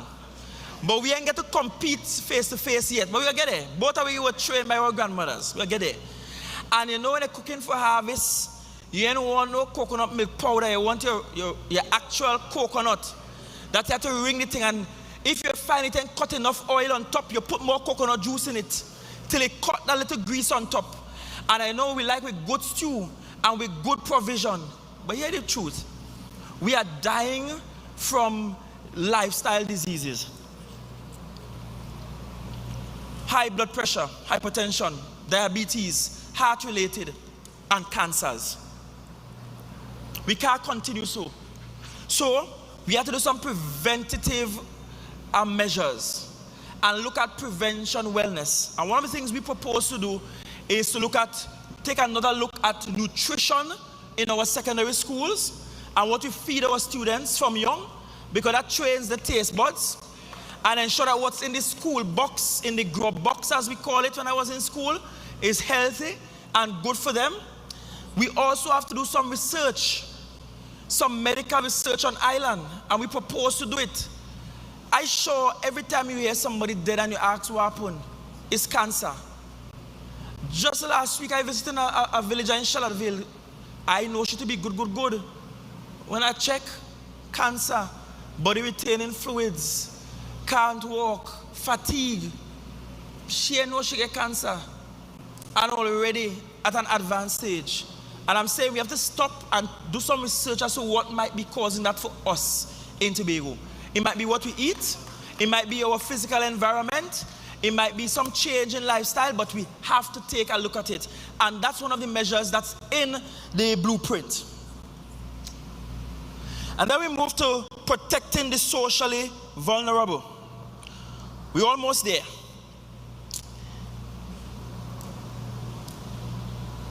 Now, this is where some people like to call it handouts. I hate the term handouts, and I'll tell you why. When I do the Tobago Development Fund, and I do the loan guarantee program for the business community, they don't call it handouts. They call it subsidy and all kind of fancy term. But as it going to poor people, is handout. If it's handout to poor people, it's handout to the business class as well. And if we are to give handouts to the business class, the government must also give handouts to the poorer classes too. It's equity across the board. So, the Baby Box Initiative, Dr. Faith, TPP will now be moving it from a one-off baby box to up to 6 months. Remember I tell you, we have to put measures in place to make it easier for people to have children and to take care of them. I'm looking at some of my brothers who ain't started yet, right? We also, I did announce in Bell Garden the Trust Fund Initiative, and that Trust Fund Initiative will allow that by the time a Tobagonian gets to the age of 21, there is some monies put aside for that Tobago adult, that they could start school, start business, start life. But we're introducing something new now. We will start as a pilot this year, and Secretary Petal, don't worry, we did the math, so you don't have to worry about how we're going to fund it. This year we are going to start as a pilot where we are going to give every child born to a Tobago resident, and he must be resident in Tobago for at least 1 year before the child is birthed here. We are going to provide to those families $500 a month up until the child is 5 years old, which will cost us across the 5 years. Across the 5 years, this will cost us about. I see some senior people saying they're going to try again. Maybe we have some Sarahs and Abrahams in the house. But this will actually cost us across the 5 years. It will cost us about 13 million across the 5 years, and just about 2 to 2.7 million per year. And remember, it may be less because it's as the child is birthed. Right now, the reality is our numbers are down to between 400 and 450 per year, down from over 900. And it might just mean that we have to provide some universal child benefit. That's what is called universal child benefit. The TPP will also provide universal disability benefit. It had too much rules to get a disability grant when they're actually disabled and in need of the grant. You are disabled, give the people a grant. Once it are hoops to jump through, and you know the person since they're born have a disability or an accident cause it. The universal unemployment benefit, we are also looking at that, because the aim is that by 2035, there must be at least 60% improvement or increase in universal income support. And by 2045, all vulnerable citizens must get coverage by 2045, 100%. I spoke to digital and community service delivery already, through hotline, through the e-wallet system. We have the unified social support framework, economic inclusion and skills. Part of our challenge is that some of those who need social support really need a pathway to self-sufficiency. And yes, why we're giving the social support is not to create a dependent society consistently, but is to match the social support with teaching you skills that will help you to matriculate out of a place where you need the support to being self-sufficient. Vulnerable and at-risk groups like the elderly, the disabled, youth, single parents, there are provisions for you. We will introduce into our bus system, again, a significant number of buses that will cater for wheelchair-bound passengers and the differently able. We are going to all of our bus stops, those bus sheds they are talking, we're going to all of them. And the mandate is that over the next 4 years, every single THA facility must be wheelchair accessible, must be accessible to the differently able. We have to lead by example. When we lead, the other institutions will follow. And we are going to use the faith-based council over at community development to assist churches to also become wheelchair accessible to people who are differently abled. Next, we move to affordable housing.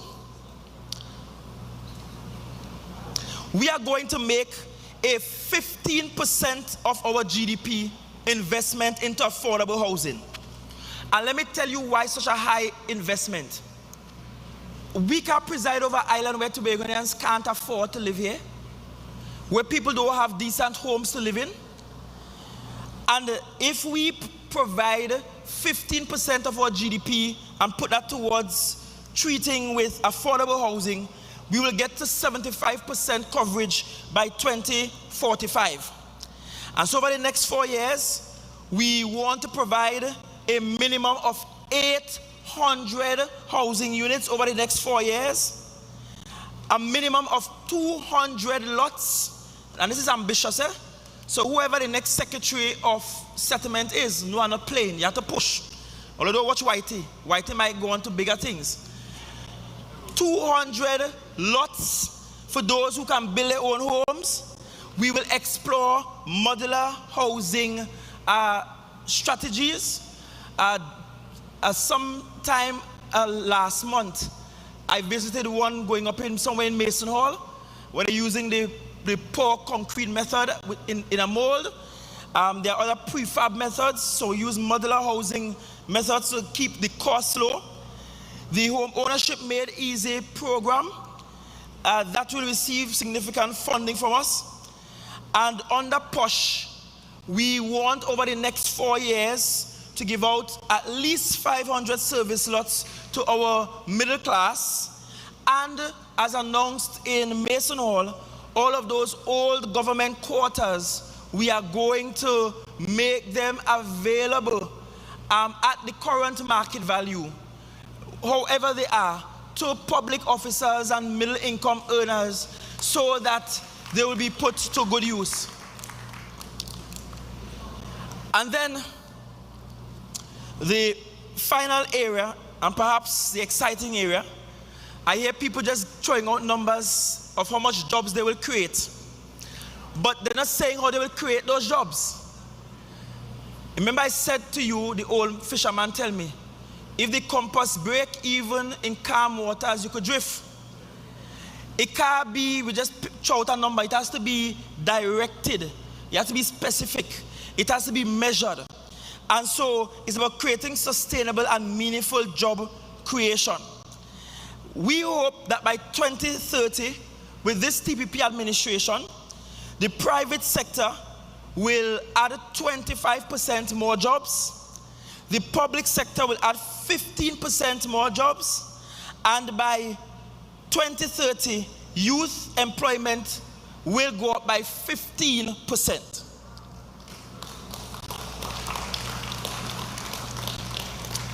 We are going to create our own Tobago minimum wage for anybody that is employed by the THA. By 2027, no Tobagonian working for the THA must make less than $5,500 per month. That means that the people I love in CPEP and URP, you could see your salary increase again by this TPP administration, and increase without any prompt from central government. And let me be clear again, we're not closing CPEP and URP. We are actually improving their working conditions and ensuring that they get a living wage to go with it. And we don't need the Ministry of Finance to tell us to do so. I know in the past, whenever CPEP and URP get a raise of salary, you know where they get that? Central government first had to decide to increase the salary, and then they get a raise. Not with this administration. It matters not what they're doing down in Trinidad. We're taking care of we people and ensure they have a living wage. End of story. We are, right now the policy is the minimum contract period is 3 years. That's the policy. We are going to move it from 3 years to 5 years as a policy. Your minimum contractual period to 5 years. And there is a reason for that. It's not because we want to just carry to 5 years. When you're on contract, you get a harder time at the bank. A harder time to prove that you deserve a loan. You could service a loan. If we take it to 5 years, you stand a better chance of servicing a loan. Plus, if you take it to 5 years, nobody just coming into office could just decide to move you, because your term as a contract employee is larger than the contractual term of any elected official. So 5 years for you, 4 years per term for us. That's how it works. You must get a better deal than we. Those of us who must lead, must serve, and must push from behind. So let's look at some job creation. We want, and I'll break this down for you, we want to create 1,000 jobs through clean energy, 400 plus jobs in digital, and 6,775 jobs through infrastructure. So let's look at that breakdown this minute. Powering Tobago's green future. 400 plus jobs we will create through manufacturing, installation, and maintenance for solar panels, for electric vehicle charging stations. We are going to train our young people in how to repair electric cars and electric car systems and create jobs in that environment. We're pushing for our homes to have solar panels on them, to heat our water, to run our air conditioning units. And as a policy, a TPP policy, the THA must lead from in front and begin to introduce solar panels to public buildings and public spaces in a major way. So our offices must have redundancy that includes solar.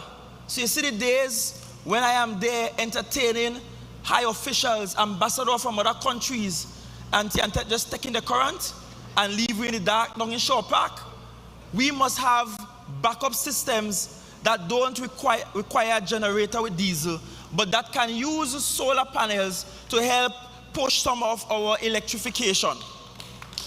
So that's 400 plus jobs in that field alone.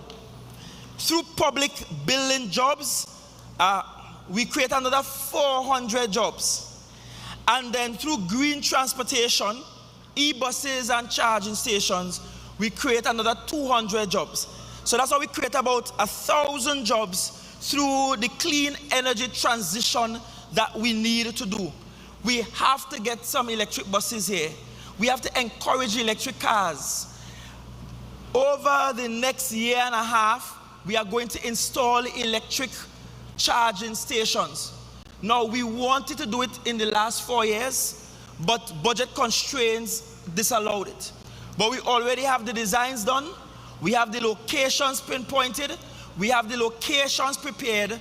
All that is required now is for us to go to tender and have those EV charging stations installed. And when we are done, Tobago will have more EV charging stations per square mile than any other Caribbean territory. And we're creating 1,000 jobs in a greener, cleaner future for Tobago. Then we look at Tobago Online, and we want to create about 400 digital jobs. We are talking about things like digital content creators, database analysts, digital product managers, UX and UI designers, digital transformation specialists, data conversion technicians, etc., etc. We can't just go digital and not hire the people to manage and maintain those platforms, to provide cyber security, to monitor what we're doing. So that is creating at least 400 plus jobs in that sector alone. And then building Tobago's foundation, because we're going on an aggressive campaign to build homes, that's about 4,000 plus jobs created in that sector, because we're going to create a construction boom. In terms of tourism infrastructure, we want to add at least 600 plus jobs as we build out build out of hotels, build out of recreation sites, fixing forts and trails and so on. The heritage village, we will be building a heritage village where you could come to Tobago, sleep in a village that feels authentically and traditionally Tobagonian, and be served Tobago food and living traditional houses while you're here. So we will create this almost folkloric theme park that you can live in right here in Tobago. That enterprise will create another 175 jobs, and then 2,000 plus jobs created to build roads, schools, ports, and civic centers. But I want to add one other thing. I see people talking 10 on, 10 off. I know what's interesting. The man who is running against me, when they were busy trying to win an election in January 2021, they pulled some people in and called it reforestation, pay them for 2 fortnights, then fire them and tell them we're going to call all them back, or they're going to be permanent just now, and all know they can't call them back. We have not done that to anybody. This 10 on 10 off program has been going on for a long while as a way of providing sustenance to so many people. And the intention has always been that these same individuals will transition into the permanent vacancies there at the Division of Infrastructure. And so now that we have had the 10 on 10 off for a little while, we are at the place that as we go through calendar 2026 and the rest of fiscal 2026 that we will now regularize and make permanent on the casual list those on the 10-on, 10-off program. And that's 2,000 plus jobs. And so, Tobago, this blueprint, which will be published on Monday, is really about building a brighter Tobago. It's really about building a Tobago where every Tobago child has the opportunity to self-actualize. And I talk about it all the time. If I have the opportunity to become chief sec, then I want the youth man in Castara, down in Bonaccord, the youth man who liming down by the waterfront in Boko, the youth man down in Virgil Alley, down in Collar Hall, the youth man up on the block up by Sister Bernie, to have the same opportunity to self-actualize. Tobago must be the space where we build bright futures for all our people, not just for some. This is a government for the many and not for the few. This is not for just a certain class of people. We're not building a government just so our contractor friends alone will get through. We're building a government that the man who ain't no contractor must get through to. Everybody must GT in the next 4 years. We spent 4 years fixing and fixing and fixing. The next 4 years, we will spend building and building and building and building.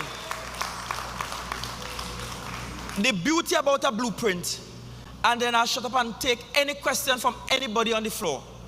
Challenge me to any question. The beauty about a blueprint is that a blueprint is not constructed for only the architect or the engineer. Everyone on the construction site reads from the same blueprint.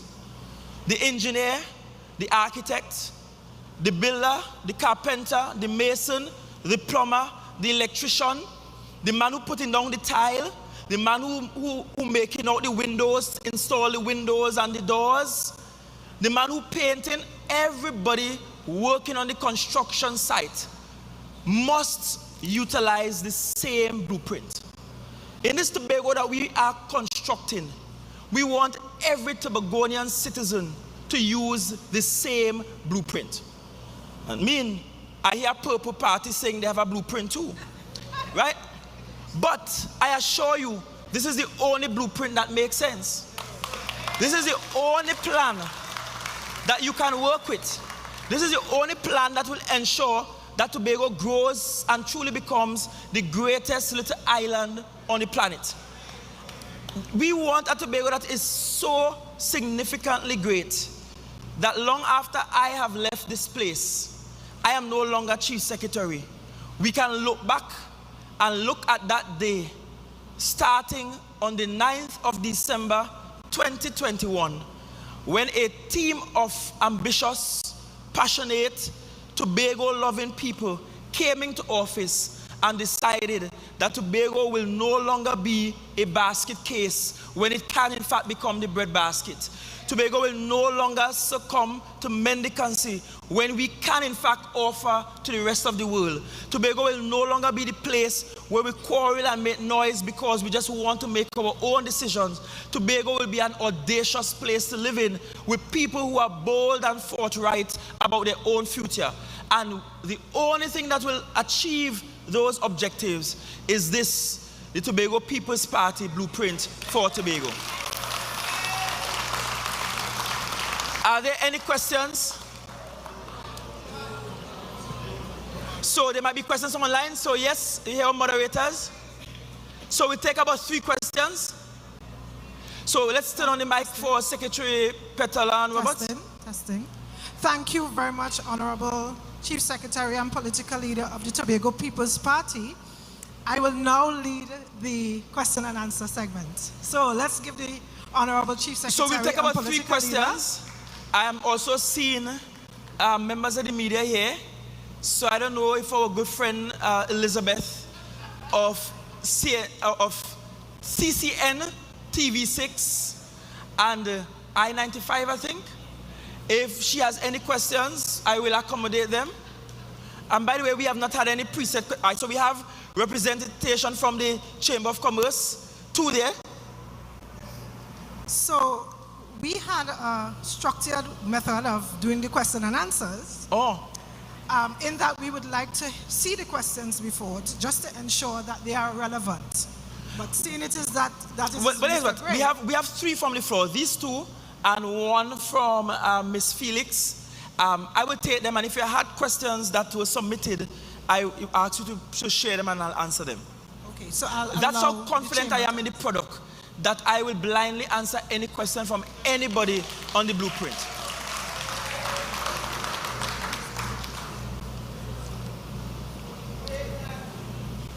Hi, good evening, everyone. My name is Jason Arthur, and I am here representing the Tobago Chamber of Commerce. The question I have isn't actually very specifically about the blueprint. The question I have really is, as somebody living in Tobago, what people are thinking is, if I am comparing what the PNM has put out there, and I'm comparing what you all have put out there, what would you say as the Chief Sec is the fundamental difference? Obviously, I am now presupposing that you looked at the other one. I'll just call it that. 2 fundamental differences. One, the blueprint is more people-centered and people-focused, and has strategies that treated how we can move people from where they are to where they need to be. I have seen major gaps in the other documents about social welfare programs, how they plan to make education a tool for equalizing all our citizens and for this great opportunity for self-actualization. So that's one major difference. And a second major difference is that we have not just proposed plans, but we measured. So for example, they say they will create 7,000 jobs, but they haven't quite said how they will create 7,000 jobs. We showed how we could create 8,000 plus jobs, and the sectors we can create them in, how we are going to introduce those sectors, and how we are going to get those sectors to work for islands development. So we were very systematic in our approach. So we didn't rush this. We knew an election was coming, and we put a team to work on doing the necessary feasibility studies, looking at the economic models, look at what can work for small island developing states like ours. When I pitched that we should go motorsport, we could have picked any sport. We could have said we could just build a cricket stadium. We could say we could build our next football stadium. But we chose motorsport because we look at where there is a real niche area, where we could compete easily and be head and shoulders above everybody else, how we could offer a product that nobody else in the Caribbean has, and what something like that has done for a small population on a small island like Tobago. So we look at Monaco as a model. So we have been looking at comparisons that are better than us, not who equal to us or worse than us. We have been comparing ourselves with those who are doing better than we are, and looking at how we can compete and surpass them, and what we can borrow from them. Smart people don't try to invent everything. The answers are already there in the world.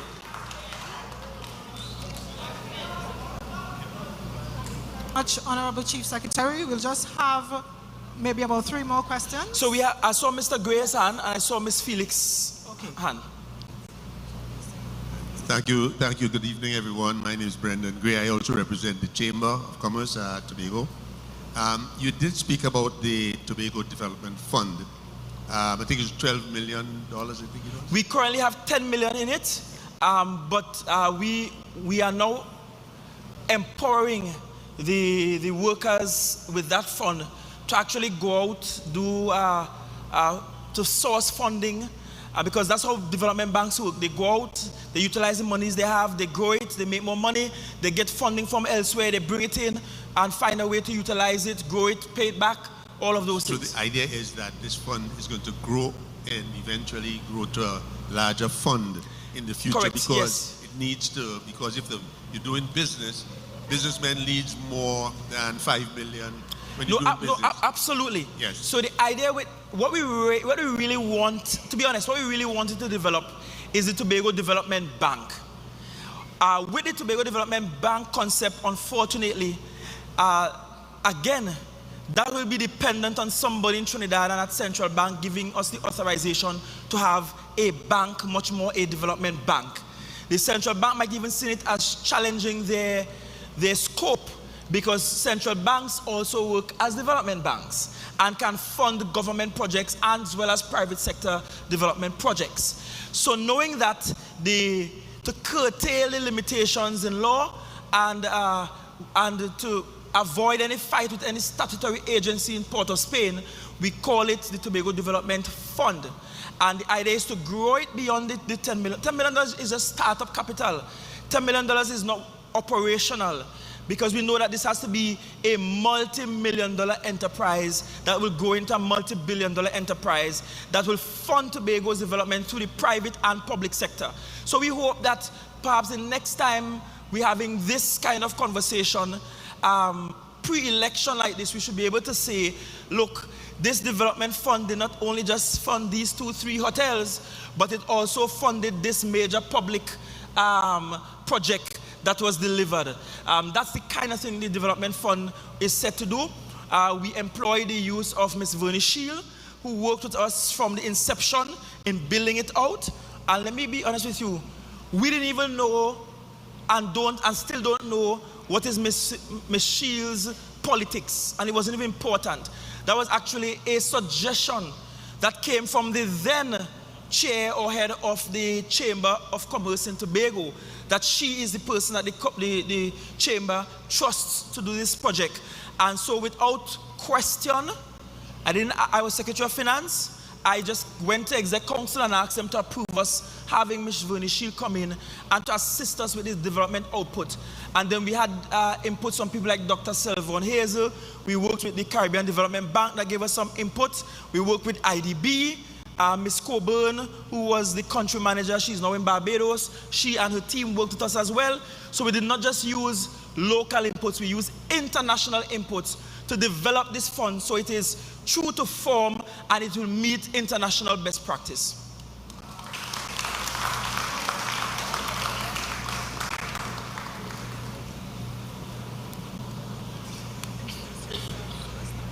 Chanel Felix from Tobago Updates. I have 2 questions. Sure. One of them has to do with housing. Can you hear me now? Yes. Chanel Felix from Tobago Updates. The first question has to do with housing. How are we going to make sure the equitable distribution of housing is more efficient? Because we know there are persons waiting for land and housing for over 15 years. So what's the 20 years I'm hearing here?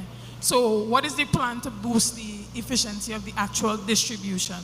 And secondly, this one is a bit personal because I'm currently on a project for the Tobago Airport Hotel that's currently being assisted by IDB. So what I'd like to know is how easy is it for the average Tobagonian to come to the Tobago House of Assembly and say, we have these ideas for these big projects and we want to engage in that type of public-private partnership.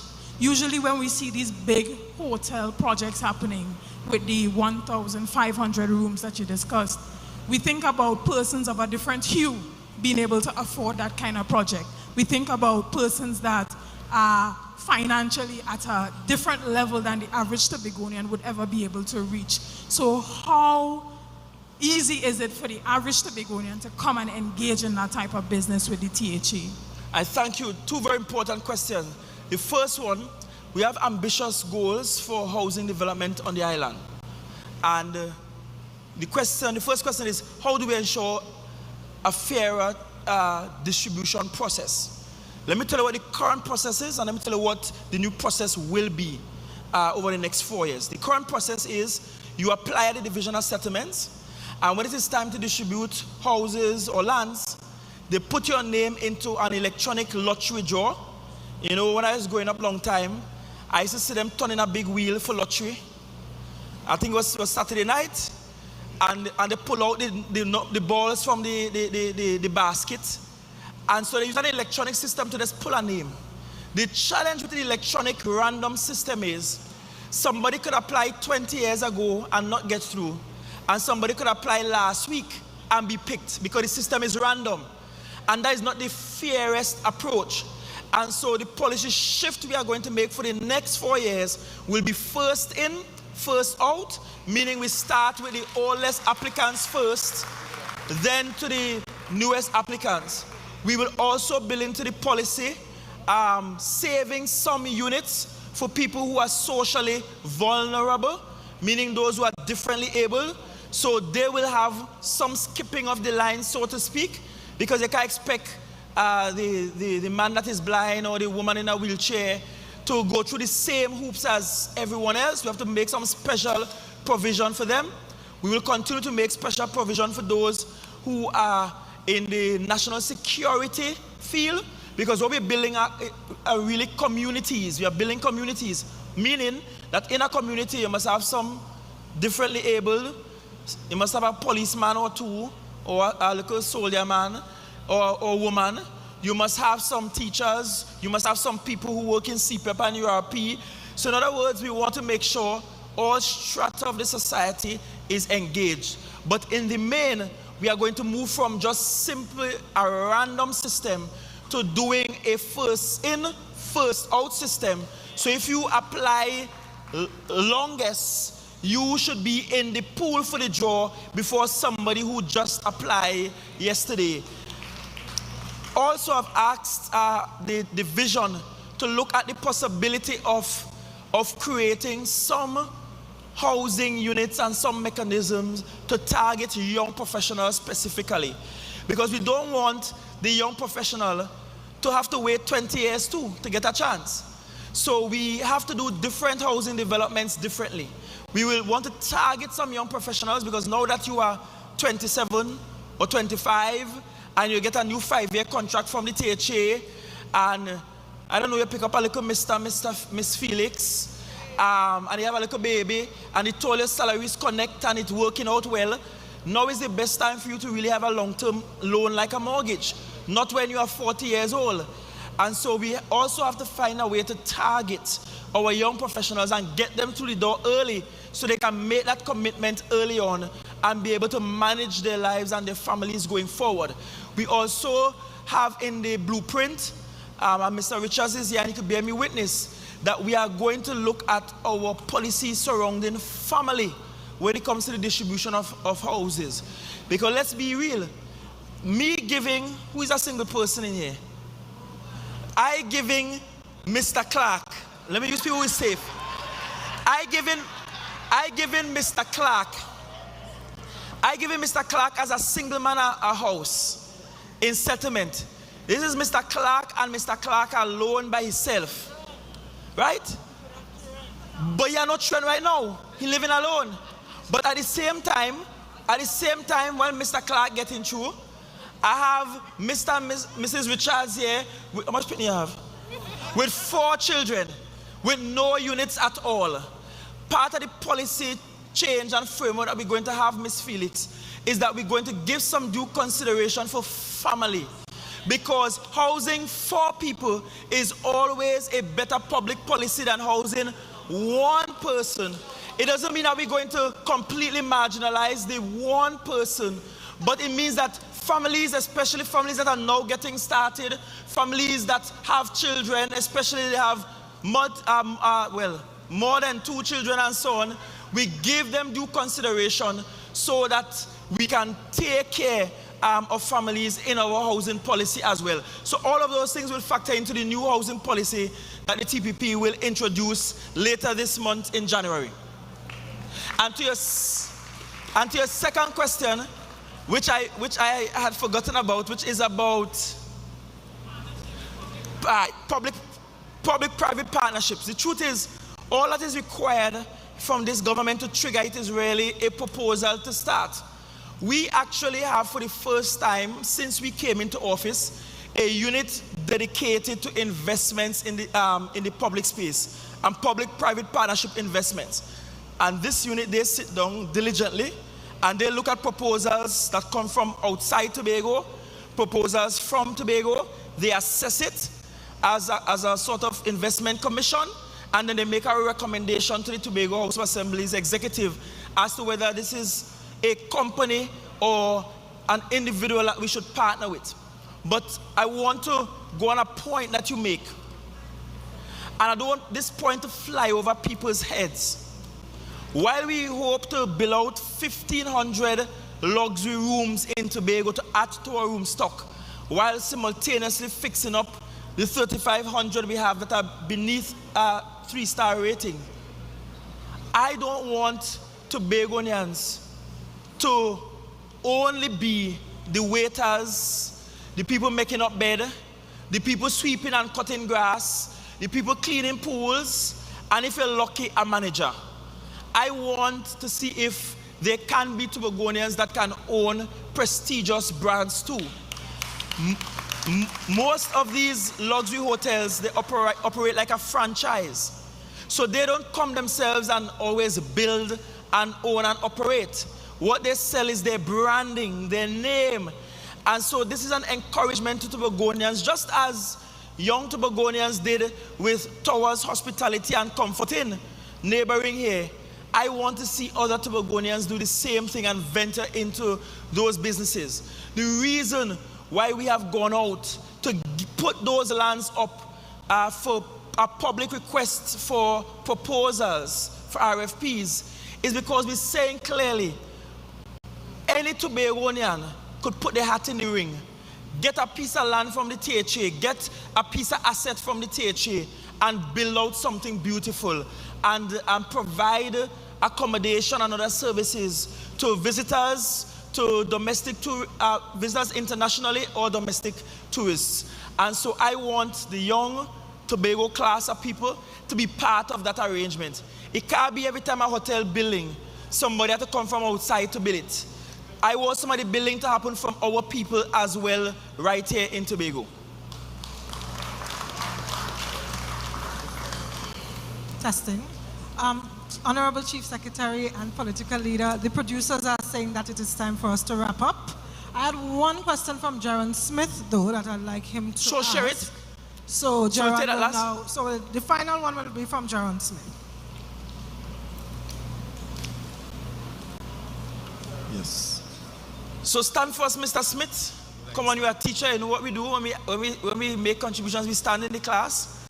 Yes, sir. So it says here, given the critical role that European CPP programs play in providing employment opportunities and community support, what strategies and plans exist in the blueprint for the next 4 years? What plans and strategies exist for what? Yes. Exist for what? European CPP exist for them. programs. Okay, understood. Right, so I spoke earlier about the new living wage minimum, Tobago living wage minimum of $5,500. So the CPP and URP workers can expect that increase again, right? And I'm saying, we didn't promise you to increase your salary the first time around, and we did it anyway. And so I feel I have the authority to promise the increase now, because we have a track record of giving them an increase. So one, that supports their enterprise and give them a living wage. Two, the training element and component in CPEP and URP. We want, while you're in the CPEP and URP program, you must walk away with training and accredited certification for those skills that you would have learned in CPEP and URP. So you will then have the option later on to expand and to get into entrepreneurship and do business on your own. We also will look at how we can use CPEP and URP in agriculture. You're already seeing the testing happening up at Roxborough with the team being led by Mr. Roland Murray. Interesting, and next man talking about he and Mr. Murray good and all kind of thing. He was Secretary of Agriculture and never thought one day to move Mr. Murray to a place where he will be of greater use training our people. And that kind of effort you can see increase exponentially across CPEP and URP, so they can help us grow food, tend to animals, livestock, especially small ruminants, and diversify what they do beyond just landscaping our public areas. But we will essentially have an even more productive CPP and URP, and it will start with incentivizing their work by getting them the new Tobago living wage minimum. So let me take this opportunity to thank all the persons who presented their questions and also the responses from the Honorable Chief Secretary and political leader. So at this time, I'll invite you to do the closing remarks, after which I'm warmly inviting everyone to the cocktail reception just outside at the back. So do have a wonderful night. Chief Secretary and political leader will now do the closing remarks. Thank you very much, Secretary Roberts. I just need 30 seconds. One, I just want to tell Tobago thanks, because let's face it, I turned 40 in July of this year. And well, last year, July this year ain't gone, you see, we're New Year. But the point I'm making, it's not every day that you look around and a jurisdiction, an island, a country puts their trust in the leadership of someone so young. And I want to tell Tobago for being at that time black and brave. And I know this time around you will remain true and blue as we go to the polls on January the 12th. So I want to say thanks, because in you putting that trust in my leadership and in this team, you essentially have said to Tobago that other young people are worthy of a chance. And I didn't get to the position by trying to con anybody. I didn't get to the position by trying to kick out somebody to get the chief sec work. I didn't get to the position by wheeling and dealing. I got to it by coming to the public, by saying, I want to be your next chief secretary. Give this team and me a chance. And you gave this team and me a chance to the extent that we could not even finish going through all of the deliverables that happened across the last 4 years. This was to be a 2-hour program, stretched probably into 4 going on 5, because of how long the period of deliverable was. And I want to tell you it's going to be even more significant over the next 4 years. And I want you to trust the process with us. We said, let me fix this in the first iteration. Now we're saying Tobago is we. And that simply means that for this blueprint to really make sense, for us to get it achieved, then all of us, the collective we, have to be in the work output. It means that after you have voted for us, you're not going to turn your backs. You're not going to frown when we say to you, hey, we have to put in more work when we go to work on mornings.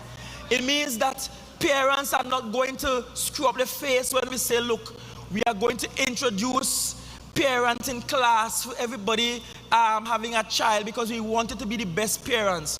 It means that community shops and businesses won't frown to just give a little $500 to a school graduation, because when we say Tobago is we, it means that you're voting for the best team to run the island, but you're also voting for yourself to be part of the we that executes this blueprint.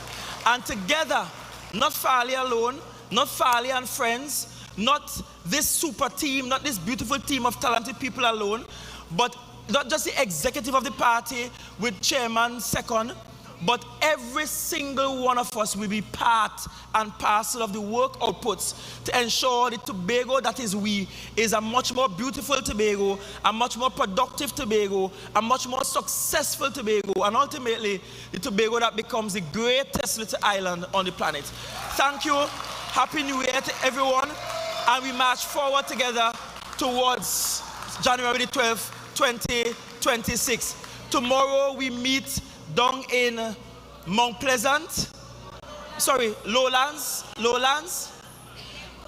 near Perfect Tint, next to after Cat Supermarket in the area there. Tomorrow is what day? Tomorrow is Friday, you see?